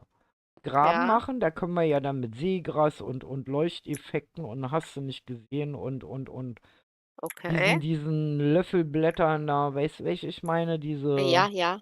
Die w Wo du, Draufhüpf genau, und da gibt es runterfall. ja die kleine Variante, die Tropfblätter da. Und dann Mhm. machen wir hier im Grunde genommen, also das bis hinten durch, und dann machen wir sowas wie so eine kleine, du kennst doch bestimmt diese kleinen Brücken. Weißt du, die nur so eine kleine Stufe hochgehen. Also, weißt du, wie ich meine? Die für uns rund erscheinen. Die sind dann so gewölbt, so. Also ab hier Also und wenn dann ich quasi hier hoch. genau, wir müssen halt gucken, wir können nicht zu tief gehen. Das heißt, wir setzen die halt mehr oder weniger einen halben Block hoch. Ja, das einen ganzen Block tiefer. Ja. Und dann haben wir nicht mehr dieses Problem, weil dann diese Wand hat den Vorteil, dass sie ja, wenn du hier langläufst, abgelenkt wird durchs Auge auf die Häuser. Weißt du, die hier auf der Ja. Seite sind. Du empfindest, Ja. dann hat die ja auch das Tor hier drin. Das heißt, es ist nicht einfach nur eine Wand, sondern die ist ja auch durchbrochen. Und dann stehen hier Mhm. Karren und weiß ich was. Also von daher. Aber da würde sich hier so ein Bächlein, weißt du, mit ein bisschen Grün und Krempel und so, würde sich hier gut machen. Und wir müssten nicht Laternen hier hinstellen, sondern könnten mit indirekter Beleuchtung wieder arbeiten. Okay, da brauche ich aber dann Hilfe, Ja, ja, weil ich kann nicht in deinen Kopf reinschauen. Ich würde genau. es jetzt gerne. Und wie gesagt, und hier müssen wir uns halt hier auch noch was überlegen, weil wir sind ja momentan, haben wir ja festgestellt, dass das hier auch noch so ein bisschen, ich habe schon überlegt, pass mal auf. Also Theoretisch ist, ich muss ja bei hm, mir nicht, bei mir ist ja einfach nur so weiter zusammenbasteln, also ran dekorieren halt, ne? Ich habe mir nämlich was überlegt, und zwar, was mich hier immer noch so ein bisschen stört an diesem Gebäude, ist hm, einfach dieser eine Layer, den wir hier nur haben. ja, Du hast nämlich keine Möglichkeit, irgendwie theoretisch, Gitter oder ja, irgendwas zu machen, weil das sieht aus wie rangeklebt. Also wie mit ja, Spucke und rangepappt, weißt du? Das heißt, im Grunde genommen müsste man einen zweiten Layer, vielleicht sogar einen dritten, vielleicht sogar einen Hohlraum hier lassen. Warte mal, ich messe mal ab. Wenn wir hier einen Hohlraum lassen, dass wir Glas, Gitter und sowas reinmachen. Jetzt gucke ich mal, Glas. wie schmal dieser Gang Oh dann Gott. so. Ja, ja, pass auf. Ich will nur mal gucken, wie schmal dieser Gang dann hier ist. Der reicht aus. Der ist, warte mal, 1, 2, 3, 4, 5. Der ist 5. Das passt. Ich kann dir gerade nicht folgen. Ja, pass Es auf. ist Wirb. Ich versuch mal dir das anders zu erklären. Pass auf. Ich muss in deinen Kopf. Ich mach's jetzt einfach mal mit Primitivsandstein. Ja? Dir Ja, zu erklären, was ich. ja, So. Wir haben das Problem mit dem Tor. Wenn ich da, also wenn du da jetzt nämlich, jetzt geht das da wieder nicht ran. Egal, es ist jetzt wurscht. So, ach, jetzt wegen setze dem ich mal Granit, weil wir den den hier so blöd ran. gesetzt haben. Ja, ja, jetzt hole ich mir mal den, da den ran. Mhm. Kopiere quasi das Das Tor, nach was innen? nicht geht, weil Ja, dieses Granit nervt. Gebe mal kurz raus. Ja? ja, ja. Nimm's weg. Ich bin's gewohnt, So, dass hier abgerissen wird und aufgebaut wird. so. Wir machen das jetzt mal Ja, so. ja. So, dann das hier auch mal.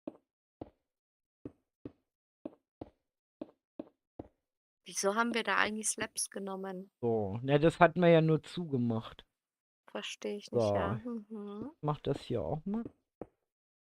Mhm. Das glattes folgen kann, was ich meine. So, jetzt hast du ja diesen zweiten Layer.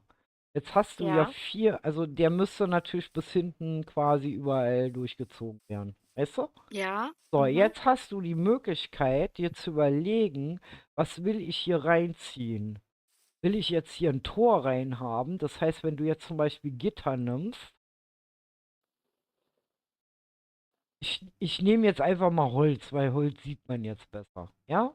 Ich mache Ja, jetzt so geht einfach, der ich halte ich spinne in der jetzt Tasche, einfach mal ja. mit Holz rum. Ja. So, das heißt, du setzt hier quasi jetzt, warte mal, ich muss hier mal kurz, das hier machen. Mhm. Sonst geht das nicht. Okay, haben wir schon. So, und du sagst jetzt, du setzt hier zum Beispiel ein Gitter rein.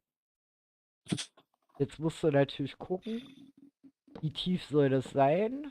Also, sagen wir mal, es ist eins, was so halbwegs hoch ist. Ja. Ne?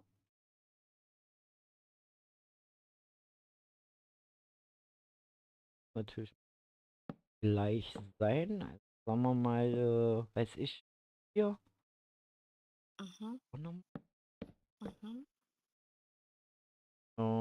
bisschen länger das eine, das da weg.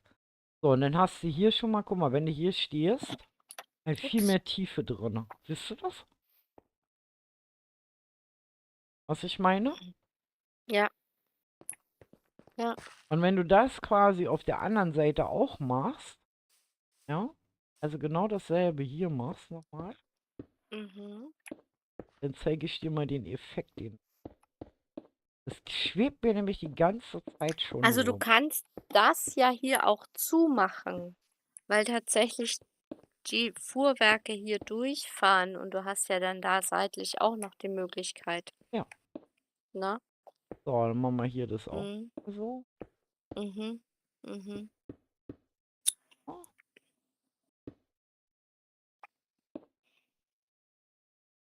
hätte nicht hier hin.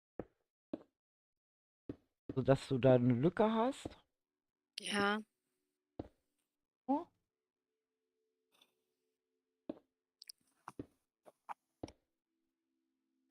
geht nicht. Mal. Jetzt bis oben hin. Dann haben wir hier den da. Ja. So, dann mache ich oben mal zu. So, dann hast du jetzt die Kopie und dann kannst du quasi wieder so ein Tor da reinsetzen zum Beispiel. Ah, Mhm. geht noch einer. Da auch wieder so ein Tor reinsetzen halt. Quasi das nochmal kopieren und schon wirkt das total anders, finde ich. Da habe ich so 2, glaube ich.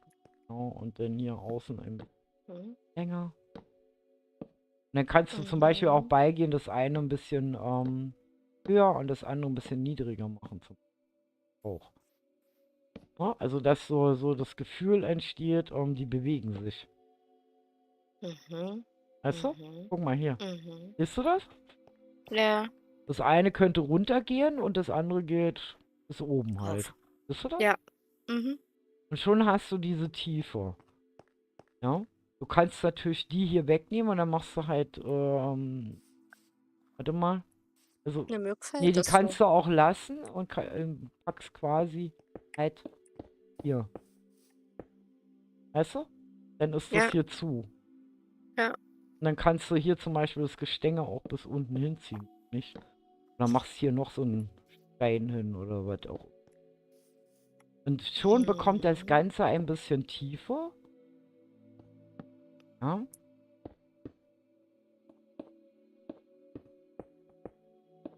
Das heißt, im Grunde zieht sich der Layer dann oben natürlich auch weiterhin. Ja? Du kannst oben die Fenster also anders machen, wenn du es willst. Und du hast viel mehr Möglichkeiten und du hast nicht mehr so viel Weg. Habe ich oben auch schon, glaube ich, einen Layer mehr, Ja. oder? Im zweiten Stock oben. So, und den kann man hier zum Beispiel beigehen. Das hier auch so machen. Halt. Mhm. So, dann weißt du halt oben, den hatte ich noch nicht. Aber jetzt sagen wir mal, dann geht das quasi so weiter. Ja, Mhm. und dann kannst du das auch mit den Türen hier viel besser machen. Wenn du verstehst. Du kannst ganz andere Türen hier reinsetzen. Türen würde ich gar nicht so viele machen, weil da Oder unten ja die Toröffnungen Stallungen halt, ne? sind. Ja. Genau, ja, Also wie ja. gesagt, so Toröffnung. Aber wichtig ist halt, wie gesagt, dass du weißt, dass dann quasi, ich ziehe jetzt mal den Layer so, dass du halt Ja, weißt, dass dieser Innenraum sich dann verschmälert. Das heißt, du hast nicht, also das ist dann zu. Hier ist es auch so, es geht bis hinten. Und du hast dann Tatsache nur noch im Grunde genommen den Bereich als Weg. Weißt du? Und du hast nicht mehr dieses ja gut, gigantische, breite, was ja, auch aber da immer. muss ja was rein, Ja, Bubu. Vergiss das bitte nicht. ja, Da ja. müssen ja Stallungen rein und Ja, du ja. kannst auch sagen, okay, ich mache die Layer zum Beispiel nur, weiß ich, hier.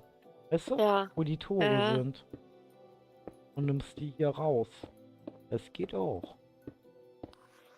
Hm.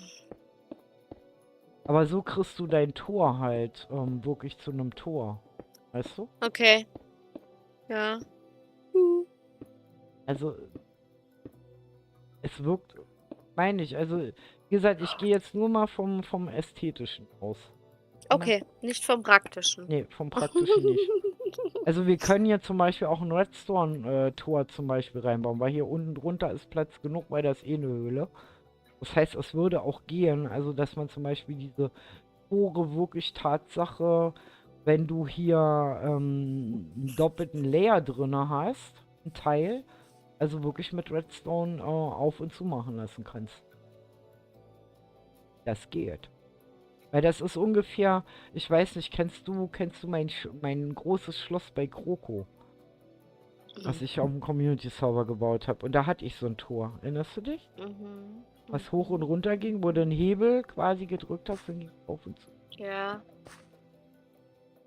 Und sowas könnten zum Beispiel, könnte dir Cooper oder Skeletto könnte dir sowas einbauen, wenn du sowas haben willst. Also ich kann's nicht.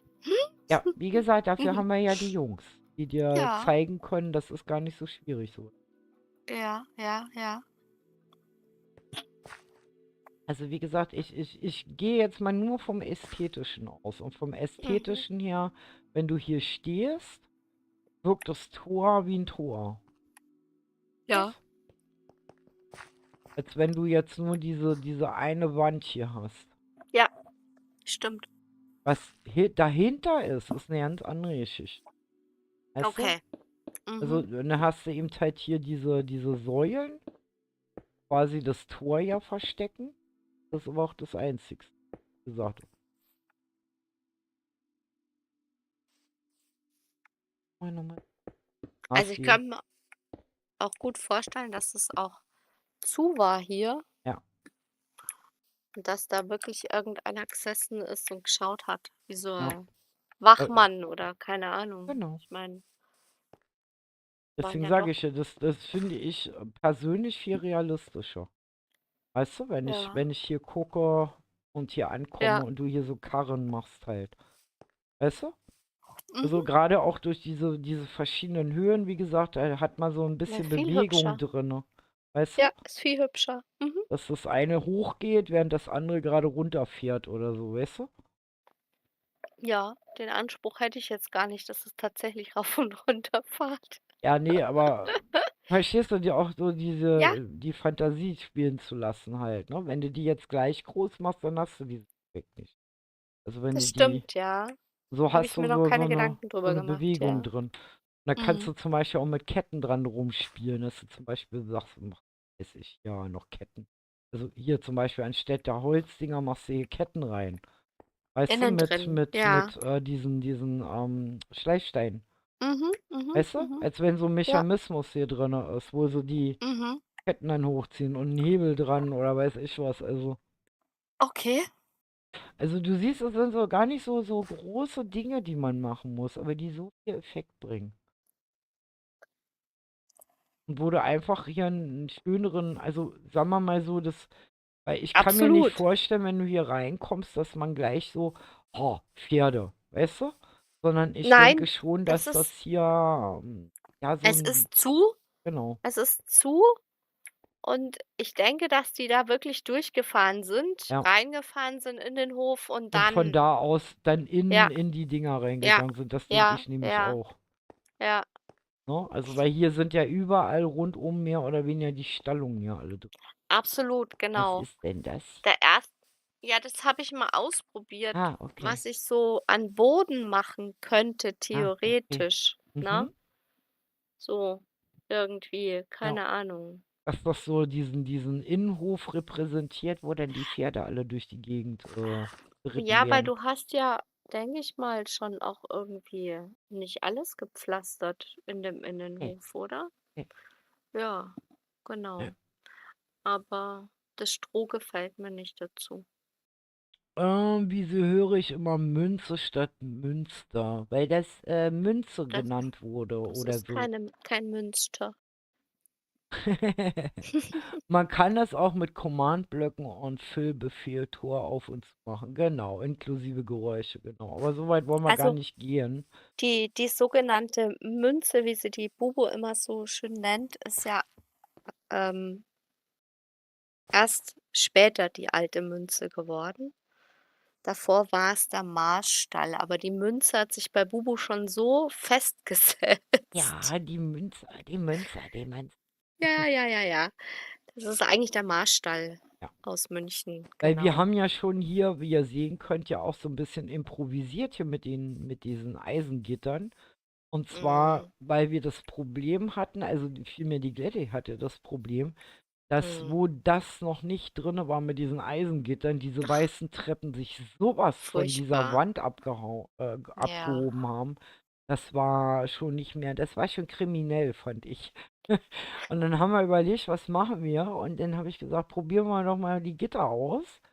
ja. Und ihr seht, die verstecken sich. Also es verschwindet optisch. So weiter man weggeht, verschwindet. Ja, Steintreppen sind Ne? halt wieder so Ja, die würden auch so Einheitsbrei. abstechen, ja, die würden aber auch so rausstechen. Das würde auch Ja. irgendwie die Wände da kaputt machen. Also wie gesagt, und es hat jetzt auch schon etwas, ich finde, durch diese Eisen geht das schon etwas militärisch anmuten. Mhm. Weißt du eigentlich, was da für Pferde genau dieser Marstall? Waren das Berittene von der Armee oder waren Ich das? habe keine Ahnung. Das weiß ich tatsächlich nicht. Weil Aber ich kenne das zwar so eine Art Hofreitschule, ich weiß, dass dort Pferde ausgebildet worden sind, aber ich mhm, vermute mal Tatsache, dass die entweder ausgebildet worden sind, um wie, du kennst ja die berittenen Leibgarden von Königen genau, zum ja, Beispiel. ja. Und ich Hm, könnte mir auch vorstellen, dass hier irgendwelche repräsentativen Kutschen drin waren. aber auch. Und, Weil das was hört halt sich im so zwei prunkvoll an halt, ne? ja, was halt im Marstall. zweiten Stock tatsächlich war eine der größten Kunstsammlungen aus Ja, der Zeit, weil er ganz narrisch auf Kunst war und ja. Lipizianer und Friesen, meinte mein Männer Mhm, gerade. Wie cool. gesagt, das ist ja, wie Also gesagt, irgendwas sehr, sehr Edles. ja, ich denke auch mal, also wie gesagt, dass die Nachfahren vielleicht, ich weiß nicht, wann die spanische Hofreitschule entstanden ist. Aber ich glaube, die ist später entstanden. Aber ich glaube, das könnte gut sein, Keine dass das so Ahnung. eine Urform davon war. Weißt du, Keine weil die Ahnung, das Pferde weiß ich nicht. mussten ja eine ganze Menge lernen. Also wenn die zum Ja, Beispiel Paraden oder so oder mit Kutschen und so ja. quasi ja zu tun hatten, dann mussten die Pferde ja das erstmal lernen. Die haben ja erstmal, Pferde sind ja Fluchttiere, die hauen ja eigentlich vor allem ab. Mhm. Ne? Also alles, was ein Pferd nicht kennt, ist es weg. Menne sagt gerade 1769. Das heißt, der Marstall könnte sein, dass da hier wirklich der Vorreiter Also der ist älter. Ja, ich genau, habe ein jetzt das Vorbild genaue ist. Datum nicht mehr im Kopf. Es war auch irgendwie 14, 1400. 14 Ja, irgendwas? ja. Ja, Also ich vermute das mal ganz stark, dass das so halb militärisch, aber in repräsentativer Form war. Kutschen ja, ziehen und solche Geschichten. Ne? ja. Und hallo Marina. Hey, Also Marina. ihr seht, wir setzen uns hier relativ, soweit es geht, damit auseinander. Wir müssen natürlich gestehen, wir haben das jetzt nicht trapezförmig gebaut, weil das wäre zu viel des Guten. Also Ja, das übersteigt auch meine Baukünste. Wir hätten das hier nämlich nicht quadratisch, rechteckig, viereckig machen dürfen, sondern Tatsache ist das eigentlich eine Trapezform. Und dann hätten wir die ganzen Bögen schräg bauen müssen. Und ja, das ist ja, ich sag mal, der es wirklich gut kann, ist Aventus. Der hier ab und zu auch mal mitbaut. Also Gucci mittlerweile, der kriegt auch viel schräge Sachen mit, aber ich glaube auch das hätte dann so sein können, überstiegen. Bei weitem überstiegen. Ja. also ich kann mir auch gut vorstellen, da wäre dann der letzte Geduldsfaden bei mir gerissen. Ja. Also Ja. deswegen verzeiht uns, dass wir das einfach quadratisch praktisch Ja, ein Klötzchen-like gebaut haben. Wie ja, gesagt, wir mussten bei vielen Dingen ja wirklich Kompromisse machen. Auch Nonstop musste das lernen, dass man nicht alles, was man auf dem Foto sieht, weil ihr müsst wissen, die Sachen sind nach Zeichnungen und Fotos aus der Zeit, also nicht Fotos aus der Zeit, aber Bilder aus der Zeit, gemalte Bilder und ja. Kupferstiche und solche Dinge oder teilweise auch Bleistiftzeichnungen, Radierungen entstanden und es ist ganz, ganz schwer zu bauen. Lass dich sponsoren durch Rittersport. Schokolade, ja. Nee, Quadratisch und praktisch gut. genau. Und wie gesagt, Mhm. bei dem militärischen Bereich hast du den schon gesehen eigentlich. Ich wollte dich nicht abhalten vom Bauen, aber ich Nein, muss gar dir noch nicht, mal was überhaupt nicht. zeigen. Sie will mich nicht abhalten, Nein, nein. aber Komm mal mit. mm. Weil Das, was wir Ecki ja, wir baut, haben ja quasi, genau, wir haben ja quasi Kunst, Geschichte, also das Schöne Technik. abgedeckt, Technik. Mhm. Mhm. Also wie Buchdruckerei und solche Sachen. Wir haben die Religion abgedeckt und dann fiel uns Da ganz Vinci. siedenheiß ein, wir haben das Militär vergessen. Mhm. Also Religion haben wir mit Sicherheit abgedeckt, ne? Jo, mit drei Also wie viel? Kirchen, Wie viel? drei. 3. Ja, und eigentlich ist die Abtei ja auch noch eine Kirche mit drin, also Eben, eigentlich 4. ja, ein bisschen viel Kirche. So, und jetzt haben wir überlegt, wir haben also wir haben ja eigentlich Ups. überhaupt keinen Schutz dieser reichen Stadt. Es fährt das ganze Militär. Und dann Ja. habe ich Ecki gefragt, was gab es denn so in der Zeit? Und er hat ja damals die Römerlager gebaut. Das heißt, und hat sich ja da auch mit relativ viel mit auseinandergesetzt, dass er Ja. jetzt beigegangen ist und uns quasi eine Zitadelle baut. Und diese Zitadelle, wie gesagt, die hat man häufig an Hafeneinfahrten bei Flüssen, zum Beispiel, ne, Ja. gefunden. Also so als letzte Verteidigungsbastion halt, wenn die vom Meer reinkamen. Und wie gesagt, der baut uns hier eine Zitadelle im Maßstab kleiner, als sie eigentlich sein müsste. Aber das würde einfach den Rahmen hier sprengen. Da würden wir wahrscheinlich noch nächstes Jahr in der Epoche hier hängen und das wollen wir nicht. Also hat Nicht? er gesagt, Okay, ja. er rechnet das alles um und baut quasi die Miniaturausgabe davon. Weil diese Mhm. Hafenanlage, wie gesagt, die wird auch noch relativ erweitert. Da kommen noch Schiffe hin und Gott, wir wir haben dann kommen hier nie noch, raus. wir haben schon allerhand überlegt. Und wie gesagt, Schiffe haben wir ja schon ein paar gesammelt, die wir hier einsetzen können. Also, wie gesagt, es stehen ja immer, wie gesagt, bei uns auf den Singleplayer-Welten auch immer Dinge rum, die wir dann ja auch mal gepflegt einsetzen. Warum nicht? Es spart ein bisschen die Zeit und die Arbeit und wir haben sie ja trotzdem händisch gebaut, ne? So, ja, wie gesagt, also so viel, wir haben sozusagen mehr oder weniger jetzt jeden Bereich abgedeckt. Wie gesagt, hier ist das Nord-Süd-Gefälle, das heißt, wir fangen hier quasi am Hafen im Norden an und arbeiten uns quasi quer durch die Stadt Richtung der Schweiz runter. Also ganz in den Süden sozusagen. Und Padma hat jetzt schon die italienische Seite ein bisschen gemacht. Und ja, da wir jetzt alle unsere Pflichtgebäude mehr oder weniger gebaut haben, wir sind ja da eigentlich nur noch an Kleinigkeiten beschäftigt, bis auf, Pff. Mhm. ja, wie gesagt, diese Kleinigkeiten halt, ne, die fehlen. Das ist ja bei Mhm. meinem Rathaus auch noch so. Mhm. Ähm, Mhm. Oh und Gott. also Nonstop Das, ist eigentlich der einzigste, der noch so, wie gesagt, da an seinem Hauptgebäude baut. ja, es Die ist aber anderen auch sind riesig. eigentlich grobmäßig schon relativ fertig. Ähm, ja, die Menschen, wie gesagt, die kommen noch. Das werdet ihr in einer der nächsten Folgen dann erleben, wenn wir dann soweit sind, weil das hat ja einen Grund, warum wir das hier bauen müssen. Das heißt, Mhm. diese Stadt wird dann auch belebt werden. Mhm. Ja. Mhm. Und Und die jetzt wird gehen ganz wir besonders. Ja, bauen. die wird ganz besonders beliebt. Okay, tschüss. Und dann mal Ja, bauen. los jetzt. Aber das muss auch mal sein. So, okay. Dann machen wir uns dran, dass ich jetzt mal kurz gucke, wie ich das mit den diesen Amphoren da mache. Mach mal meine Blockpalette leer und dann müssen wir hier mal reingehen und dann mal gucken, wie wir das am besten hinkriegen.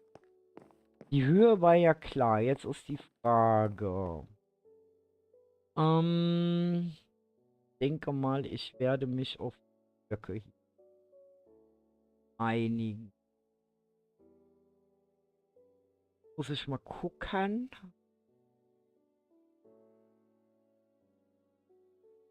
Den Boden nehmen wir wieder das hier. Und dann müssen wir mal gucken, wer das da am besten rankleistert. Wenn ich mir hier abhebe. So, das heißt, hier im Grunde genommen würde man durchkommen.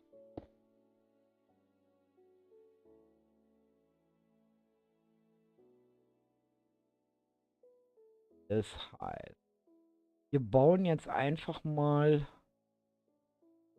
Der Boden ist auf der Höhe. Das heißt, hier wäre die Höhe von diesen empfohlen. Jetzt müssen wir mal gucken, wie weit wir die setzen. Ich würde die gar nicht so weit setzen. Ich möchte ein bisschen, weil ich werde das hier oben noch ein bisschen anders machen. Mal gucken, jetzt setzen.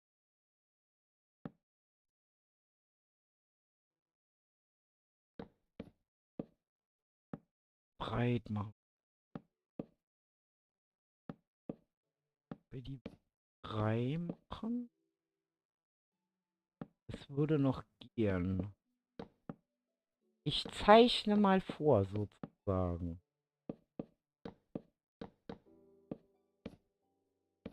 So. Also man könnte...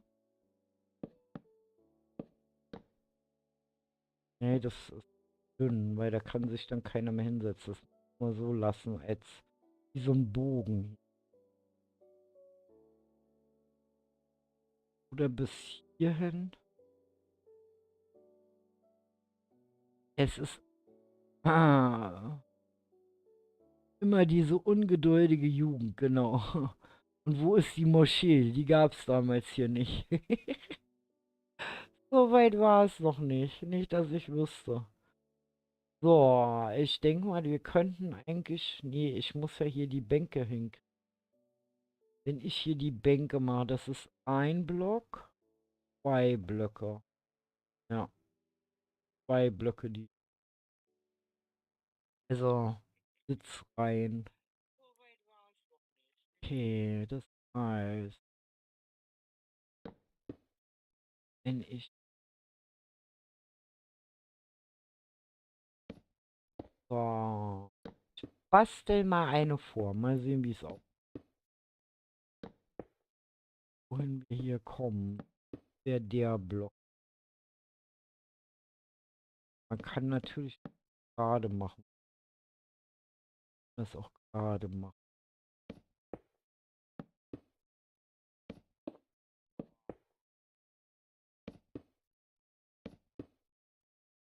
Weil das muss ja auch irgendwie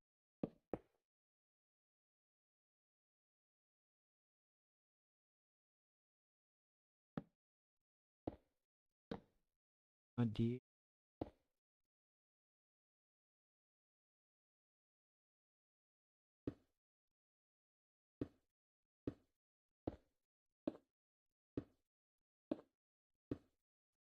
Dann müssten wir das doch ein bisschen machen, aber das ist nicht weiter schlimm. Also der Platz reicht hier. So, nochmal um die Ecke. Und dann würde ich eigentlich nur beigehen.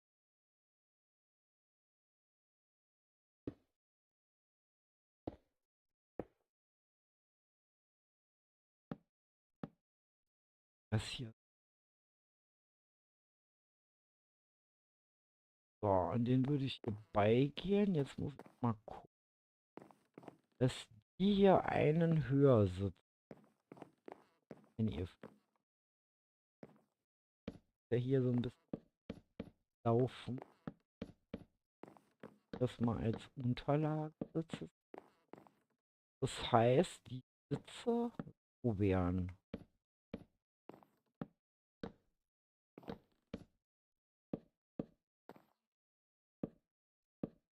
Naja, irgendwo muss ja der Chor da sitzen. Oder was auch.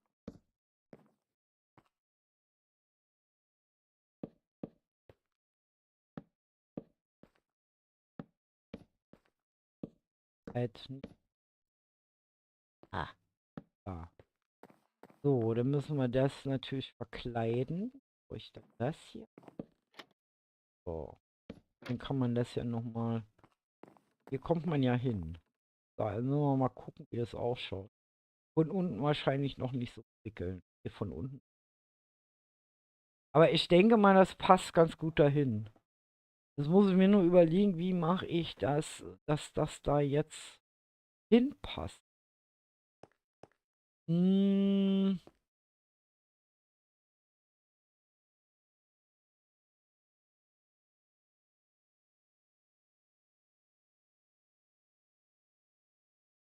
ähm, das ja im Grunde genommen vor den Fenstern.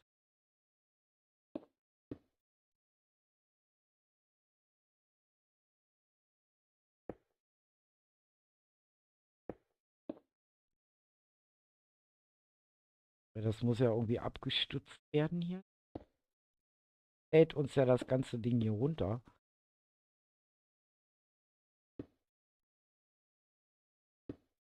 Halt.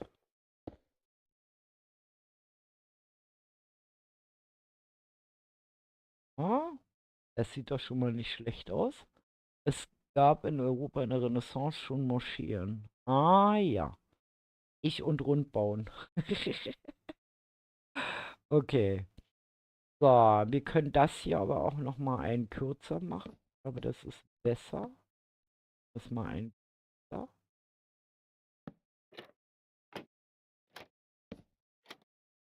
Ein kürzer.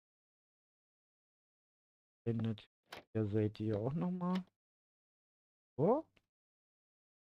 Dann kann hier der Chor sitzen sozusagen hier oben. Das wirkt aber immer noch so ein bisschen asymmetrisch. Warte mal, ich zieh mal die Seite hier auch noch mal ein. Es stört mein Auge. Das ist so asymmetrisch. So.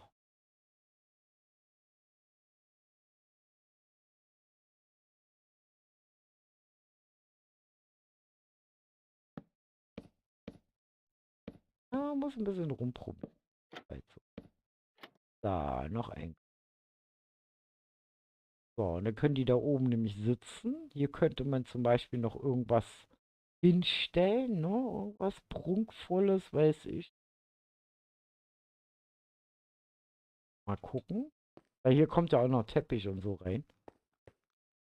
Ja, doch, das passt doch viel, viel besser jetzt. Wenn da noch was ist. Ich will das aber auch nicht zu weit bauen, weil, ich denke mal, das passt. Dann können wir das nämlich auf der Seite auch nochmal so machen. Weg.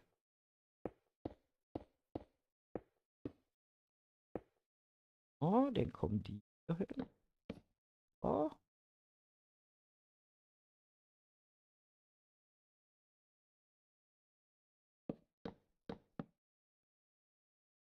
in da.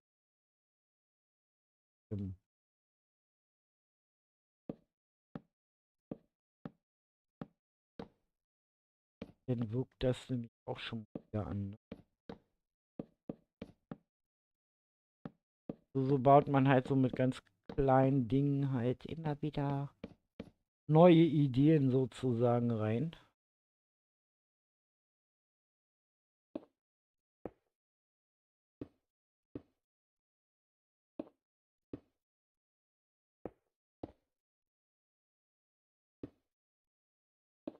Nochmal. Ja, wie habe ich das? Den und dann so ein und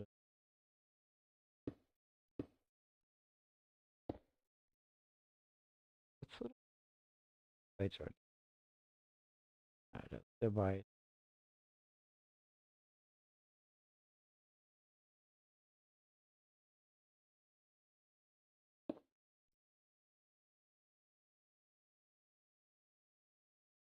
Hä?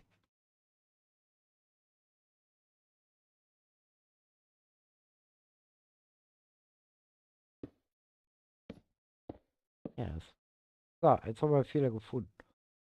So, okay, dann kommt hier rein.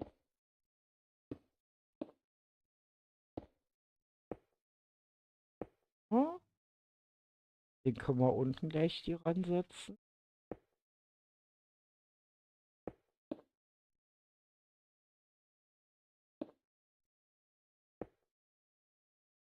Hier rein. Dahin. Dahin. So. Dann kommen Zäune da oben auf. Also die Mauern. Dann die Zäune so. Auch noch einer. So, dann die ganzen Gitter hier lang. Hier kann man dann auch noch Laternen oder Kerzen oder was auch immer dahin stellen. Oh. Dann nehmen wir quasi einen.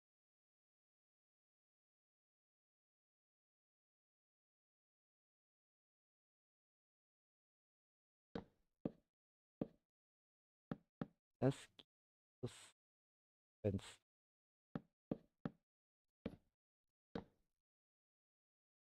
Hier Stein und 2 Holz. Stein, 2 Holz. Okay, das haben wir. Hier hin. Der kommt.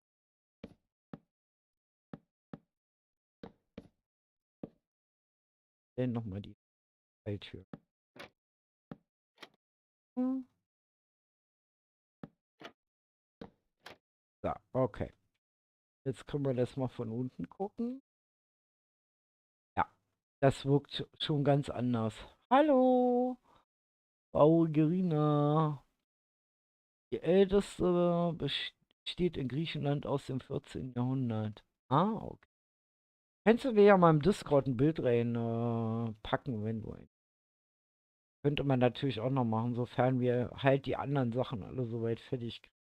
So, jetzt haben wir hier eigentlich so den Platz, wo halt auch mal der Chor und etc. und Musik, wie gesagt, wenn ja hier, was ich, ein Chor gab oder sonst was, ne? Also so langsam wird's imposant. Das war so, was hier noch so gefehlt hat, fand ich.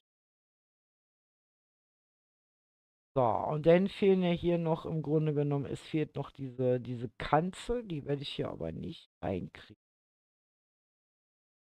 Weil ihr seht, wir haben jetzt hier echt ein massives Problem. Also ich wüsste nicht, wo ich die Kanzel hier noch hinpacken soll. Die müsste dann hier oben über einen Fuchs wahrscheinlich. Das heißt, mit der Wendeltreppe nach oben und dann, ja, es wird ziemlich schwierig. Das, was ich jetzt aber machen kann, ist zum Beispiel mal überlegen, wie wir das jetzt hier hinkriegen. Also ich habe ja gesagt, dass wir das hier alles ein bisschen, ja, schöner machen wollen. Und, wir haben jetzt Dinger. Also ich möchte einfach den Eingang hier schöner machen. Das Treppenhaus muss auch schöner werden. Dass das hier so ein bisschen abgeteilt ist. Ich habe überlegt, man könnte diese Bögen quasi ja da reinsetzen. Es würde gehen. Das heißt im Grunde genommen das hier nochmal. Halt, komm her. Ähm, schauen, wie breit wir das haben. Das ist 2, 3, 6, 7 breit. 1, 6, 7 breit. Okay. Breite stimmt schon. Das heißt,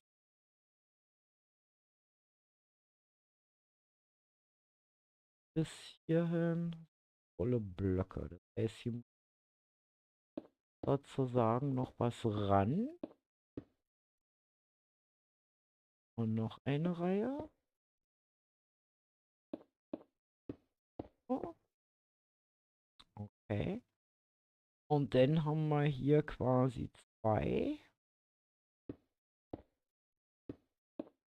Okay, und dann müsste einer.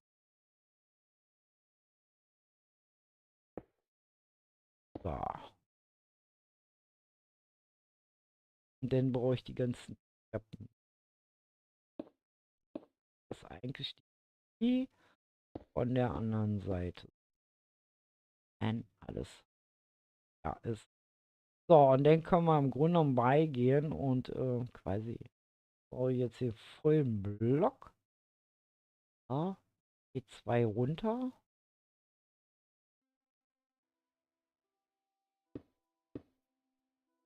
Zwei zu 1, 1, 2. Heißt, das kann man auskleiden hier. Immer noch ein bisschen duster hier.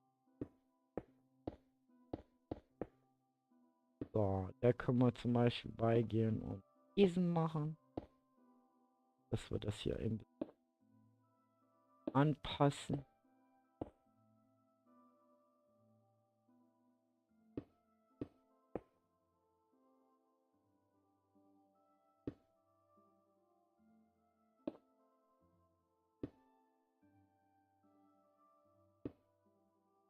Jetzt das.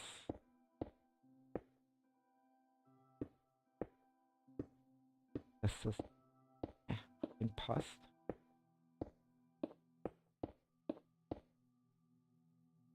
Ja, der ist.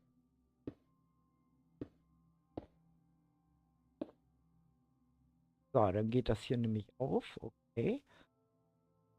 Dann haben wir hier 3.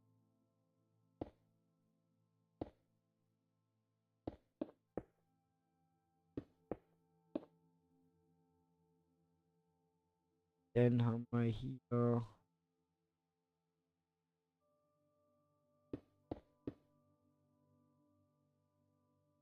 Das ist tricky. Teil verstecken und einen Teil kann ich wieder nicht verstecken. So, okay. Das heißt, da.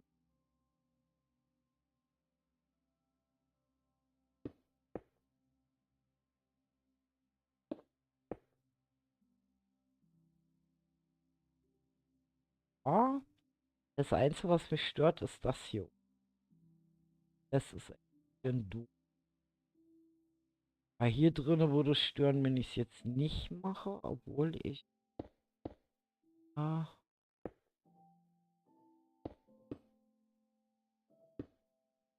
machen. Den hier hin.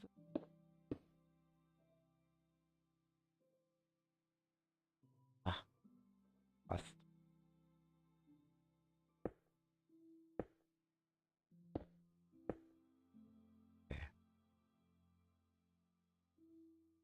Ja, wichtig ist halt, wie es im Außen aussieht. Ja, ich denke mal, das ist gar nicht schlecht, wenn wir das so machen. Da könnte man dann auch wieder Türen halt reinsetzen.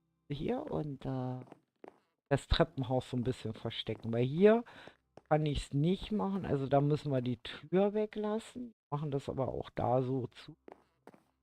Das musste hingehen. Jetzt habe ich aber gesagt, was auch noch wichtig ist. Das muss ich mal gucken, weil die hat hier keinen Mittelpunkt. Das hat keinen Mittelpunkt. Möchte im Grunde genommen das, das am besten hin. Jetzt bin ich ein bisschen am Überlegen. Wartet mal. Bisschen. Ich möchte da auf jeden Fall irgendwo eine Zierleiste reinmachen. Jetzt bin ich mir aber nicht schlüssig. Ich glaube, ich werde es in Holz machen. Aber ich muss jetzt erstmal gucken, dass ich das hier das auch. Weil ich könnte es natürlich als Gewölbe machen. Dann müsste ich weiter hier unten. Das passt aber dann hier nicht mit. Also denke ich mal, müssen wir uns leider damit das jetzt erstmal so machen.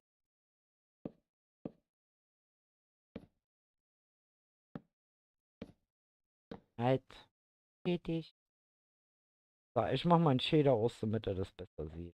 Könnt ihr besser sehen, was ich hier mache. So, jetzt müssen wir erstmal das hier verstecken. Jetzt ein bisschen ungünstig.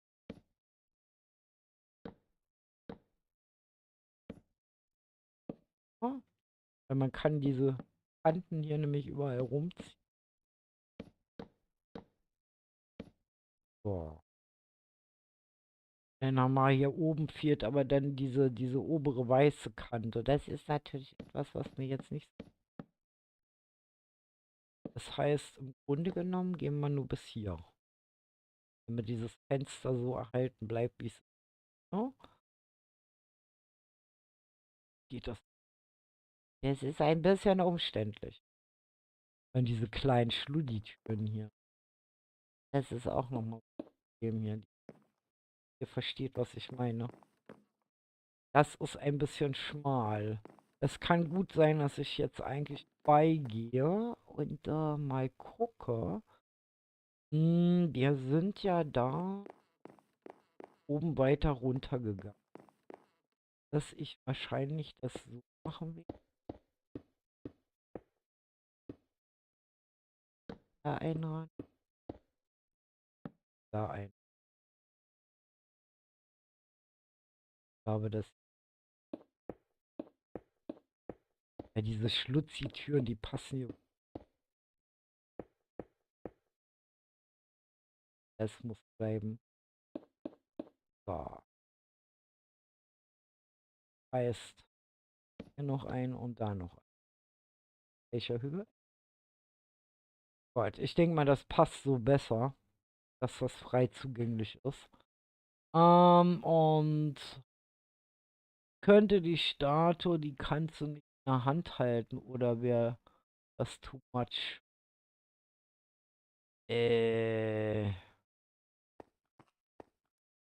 Man könnte die Kanzel auch hier so im Bauchnabel rankleistern. Oh Mann.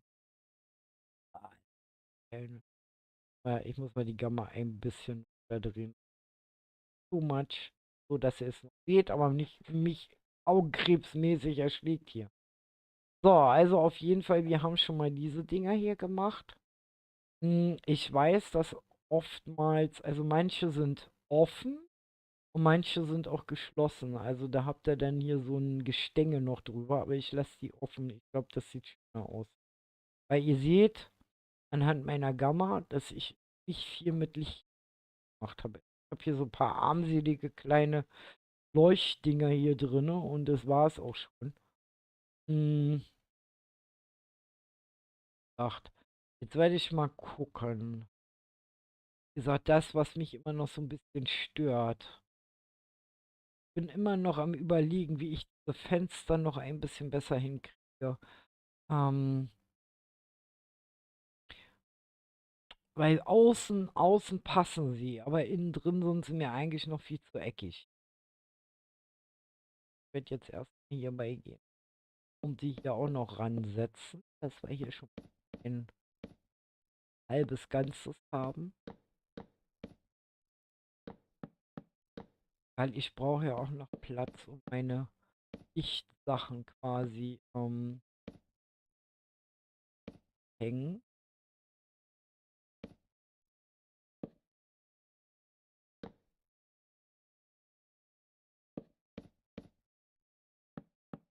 Halt nicht. Das ist immer, wenn man zu schnell klickt. Verbunden, hier haben sie sich verbunden. Okay. Das haben wir auch schon mal. Da sieht die Decke schon ein bisschen interessanter aus. Und da kann man natürlich dann auch beigehen, zum Beispiel mit Falltüren Effekte reinmachen. Ne? Also man nimmt dann einfach Falltüren. Immer denn mal schauen. Falltüren. Wir können zum Beispiel beigehen und sagen, wir machen die Falltüren damit, damit. Also man kann es gemischt machen. Dass man jetzt beigeht und sagt, okay, da ein. Machen hier mal so eine Täfelung rein. Ausschaut.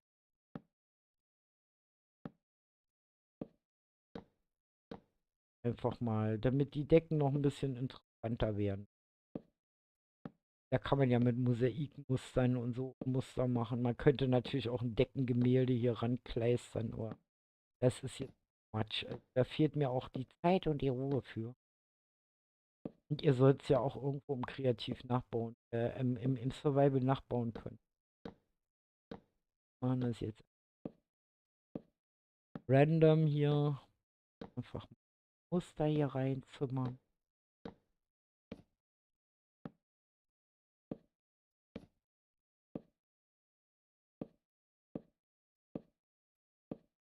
So. Kann man schon so lassen, muss man nicht. Man kann natürlich dann beigehen und sagen, nö, reicht mir noch nicht, wir machen jetzt hier rein. Ja.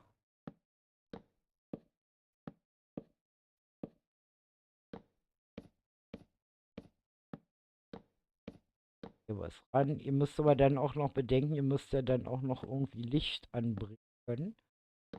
Also ob man die dann an die Decke hängt oder wie auch immer, aber das macht ja nichts. Wir machen es jetzt erstmal ohne. Ja. So, und schon habt ihr eine ganz andere Decke. Seht ihr das? Da. Und dann kann man natürlich beigehen und sagen, man treibt das noch so ein bisschen auf die Spitze. Wenn man jetzt beigeht und sagt, okay, ich setze hier auch noch mal was, ein bisschen Bogenmäßiges ran. Alles dann noch ein bisschen runder wird. Kann man dann hier auch so machen. Doppelte Bögen hier ransetzen. Okay. Dann setzen wir da auch nochmal einen normalen Block hin. Hier nochmal einen normalen Block. Ende. Das hier, das hier, das. Entwickelt sich das halt Stück für Stück. Also ihr seht, Stück für Stück entstehen hier so die Strukturen hier. Das zum Beispiel, das ärgert mich noch so ein bisschen, weil das ist immer noch nicht so ganz mittig. Das heißt, hier könnte man nochmal nacharbeiten. Das sagt man das hier. So, wir haben hier eine Zweier.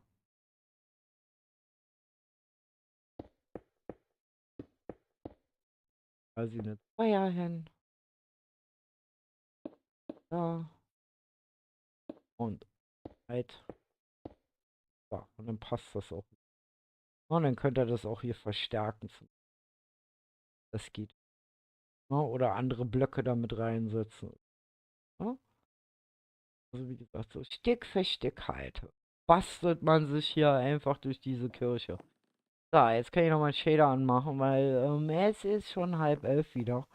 Und ich muss ja noch was vorbereiten für morgen. Auf jeden Fall, wie gesagt, haben wir ja nach dem ganzen Gelaber mit der Gladys, haben wir geschafft, die beiden Emporen zu bauen. Das sieht jetzt schon wesentlich besser aus. Also mir gefällt das, dass rechts und links jetzt etwas ist. Ich kann ja mal das machen, damit sieht er das mal. Also es wirkt einfach mir. Ne? Da fehlte einfach was. Also man kann natürlich auch noch Säulen ransetzen. Ne? Also richtig fett auftragen. Also momentan, wie gesagt, ist das so eine Fleißarbeit. Immer wenn ich mal keine Lust habe, irgendwelche Häuser zu dekorieren oder zu bauen, dass ich mich dann hier mit kleinen Dingen abgebe. Wie gesagt, ich habe noch nicht wirklich so die Idee, wie man das hier noch so ein bisschen mehr vorstechen lassen kann, aber da wird mir bestimmt noch was einfallen, dass ich wahrscheinlich hier noch mal so einen Säulengang hier raufsetzen. Ne? Kann man ja auch. Das kriegen wir hin. Wir müssen nur aufpassen, dass nicht der Konflikt denn mit dem hier weiter entsteht. Hier war es zu verantworten, aber wenn ich jetzt alles hier wegmache, ist auch. Das kriegen wir hin. Aber da mache ich mir jetzt keine Gedanken drüber. Ich bin jetzt im Modus, wo ich jetzt sage, also ich habe jetzt erstmal, genau, genug gebaut für heute. Und euch nochmal ein paar Worte zu morgen sage. Also wie gesagt, wir starten morgen gegen 12, also um 12 unseren Oster-Event, der frei zugänglich für alle Java-Spieler ist. Es wird dort bis 0 Uhr eine Möglichkeit bestehen, was zu gewinnen. Wie genau das alles funktioniert, werde ich euch noch mitteilen. Auf jeden Fall wäre es gut, denn morgen auch in den Stream reinzukommen, weil ich werde euch die IP nur in dem Stream halt posten. Werde ich euch anpinnen. Ja, das heißt also, wenn ihr da mitspielen wollt, dann müsst ihr euch die quasi über den Kanal hier holen. Und ja, wie gesagt, ich freue mich auf euch. Ich werde jetzt weghüpfen, mit meinen Hundis rausgehen und dann muss ich noch ein bisschen, wie gesagt, was vorbereiten. Ihr werdet noch im Laufe des Abends einen Community-Post und im Discord und etc. darüber was finden. Wie gesagt, ich freue mich auf euch. Morgen um 12 und ich werde jetzt erstmal Tschüss, ihr anderen. Bis morgen um 12. So. Damit die anderen auch wissen. Also ich werde denen das auch nochmal nachher sagen. Weil es gibt ja einige, wie gesagt, die morgen eben nicht zu Verwandten fahren. Also für alle, die zu Hause sind, der Event geht bis morgen Abend um Mitternacht. Montag bleibt die Map noch bestehen. Das heißt, ihr könnt also alle am Montag noch da euch vergnügt tun. Allerdings, wie gesagt, wird es nur am vielen, vielen lieben Dank. Nonstop. Da kommt ein Servus ums Eck. Ein Servus zurück. Wie gesagt, ich wollte auch gerade Schluss machen. Aber wie gesagt, es wird morgen um 12 Uhr losgehen. Den entsprechenden Post kriegt ihr nachher noch. Also wie gesagt, das wird alles von Utopia gesponsert. Also der Server wird von Utopia gesponsert. Das werde ich euch morgen auch nochmal erklären. Und ja, ich würde sagen, ich werde jetzt hüpfen. Wie gesagt, meine Hunde rausschmeißen und dann noch eine Runde mit meiner kleinen Mini-Truppe quatschen, ob alles so in Ordnung ist. Bleibt. Jetzt haben die also keine Änderungen gemacht. Dann die ganzen Infos für euch niederschreiben und alles vorbereiten für morgen. Und dann sehen wir uns morgen um 12. Jo. Ich hoffe, die Zeit ist euch angenehm. Also wie gesagt, es ist bis Mitternacht offen. Also für die, die ausschlafen wollen, ihr könnt also jederzeit kommen. Also es hat jeder quasi selber in der Hand. Mehr sage ich jetzt nicht. Also wie gesagt, keine Angst. Also bei uns zählt diesmal nicht, wer zuerst kommt, mal zuerst. Ja, also nicht wer um 12 Uhr da ist, hat dann quasi mehr oder weniger mehr Chancen wie jemand, der, weiß ich, von mir aus um 23 Uhr kommt oder so. Da haben wir uns schon was überlegt. Also, wie gesagt, ab 12 ist der Server offen. Und ich werde ein kurzes Einführungsgespräch machen mit euch, wo ich euch das erkläre und dann legen wir dann los. Ja. Und ja, ich schau mal, wen wir da noch haben heute. Wartet mal, ich hoffe, heute geht's. Heute geht's wirklich. Heute geht's. Heute kann ich wieder gucken, weil gestern ging es nämlich nicht. So, dann schauen wir mal. Wen haben wir denn da? Wir haben Reason. Reason ist der einzigste, der noch da ist. Ja. Also ich sehe keinen anderen jetzt, der hier noch on ist zu der Zeit. Ich gucke gerade mal. Die meisten sind erst demnächst on. Also wie gesagt, wir können das so machen. Ich schmeiß euch jetzt einfach mal zu Reason rüber. Der spielt Satisfactory. Und ja, ich würde mal sagen, lasst einen lieben Gruß da, ein Abo und ein Like bei ihm. Und ja, und ansonsten bis morgen um 12. Sofern ihr Bock habt. Aber ich denke mal, ja. Also wie gesagt, er ist öffentlich. Diesmal ist es ein öffentliches Event für alle Java-Spieler. Wie gesagt, Bedrock war ein bisschen zu kompliziert in der Kürze der Würze reinzuballern. Das soll ja auch funktionieren. Und wie gesagt, es ist ein Nicht-Mitglieder-Wettbewerb. Das heißt natürlich, die Mitglieder können natürlich auch mitmachen, ist logisch. Aber wie gesagt, jeder kann diesmal mitmachen. Alle, die Java haben, wir spielen in der 21.4. Das schreibe ich euch dann auch nochmal alles auf, damit ihr die ganzen Infos habt. Und ja, jetzt sage ich aber wirklich Tschüss und bis morgen. Ciao. Und frohe Ostern an alle, die jetzt bis Dienstag nicht mehr irgendwie anwesend sind. Also irgendwie Familie. Ne? Und so, ihr versteht schon. Und tschüss.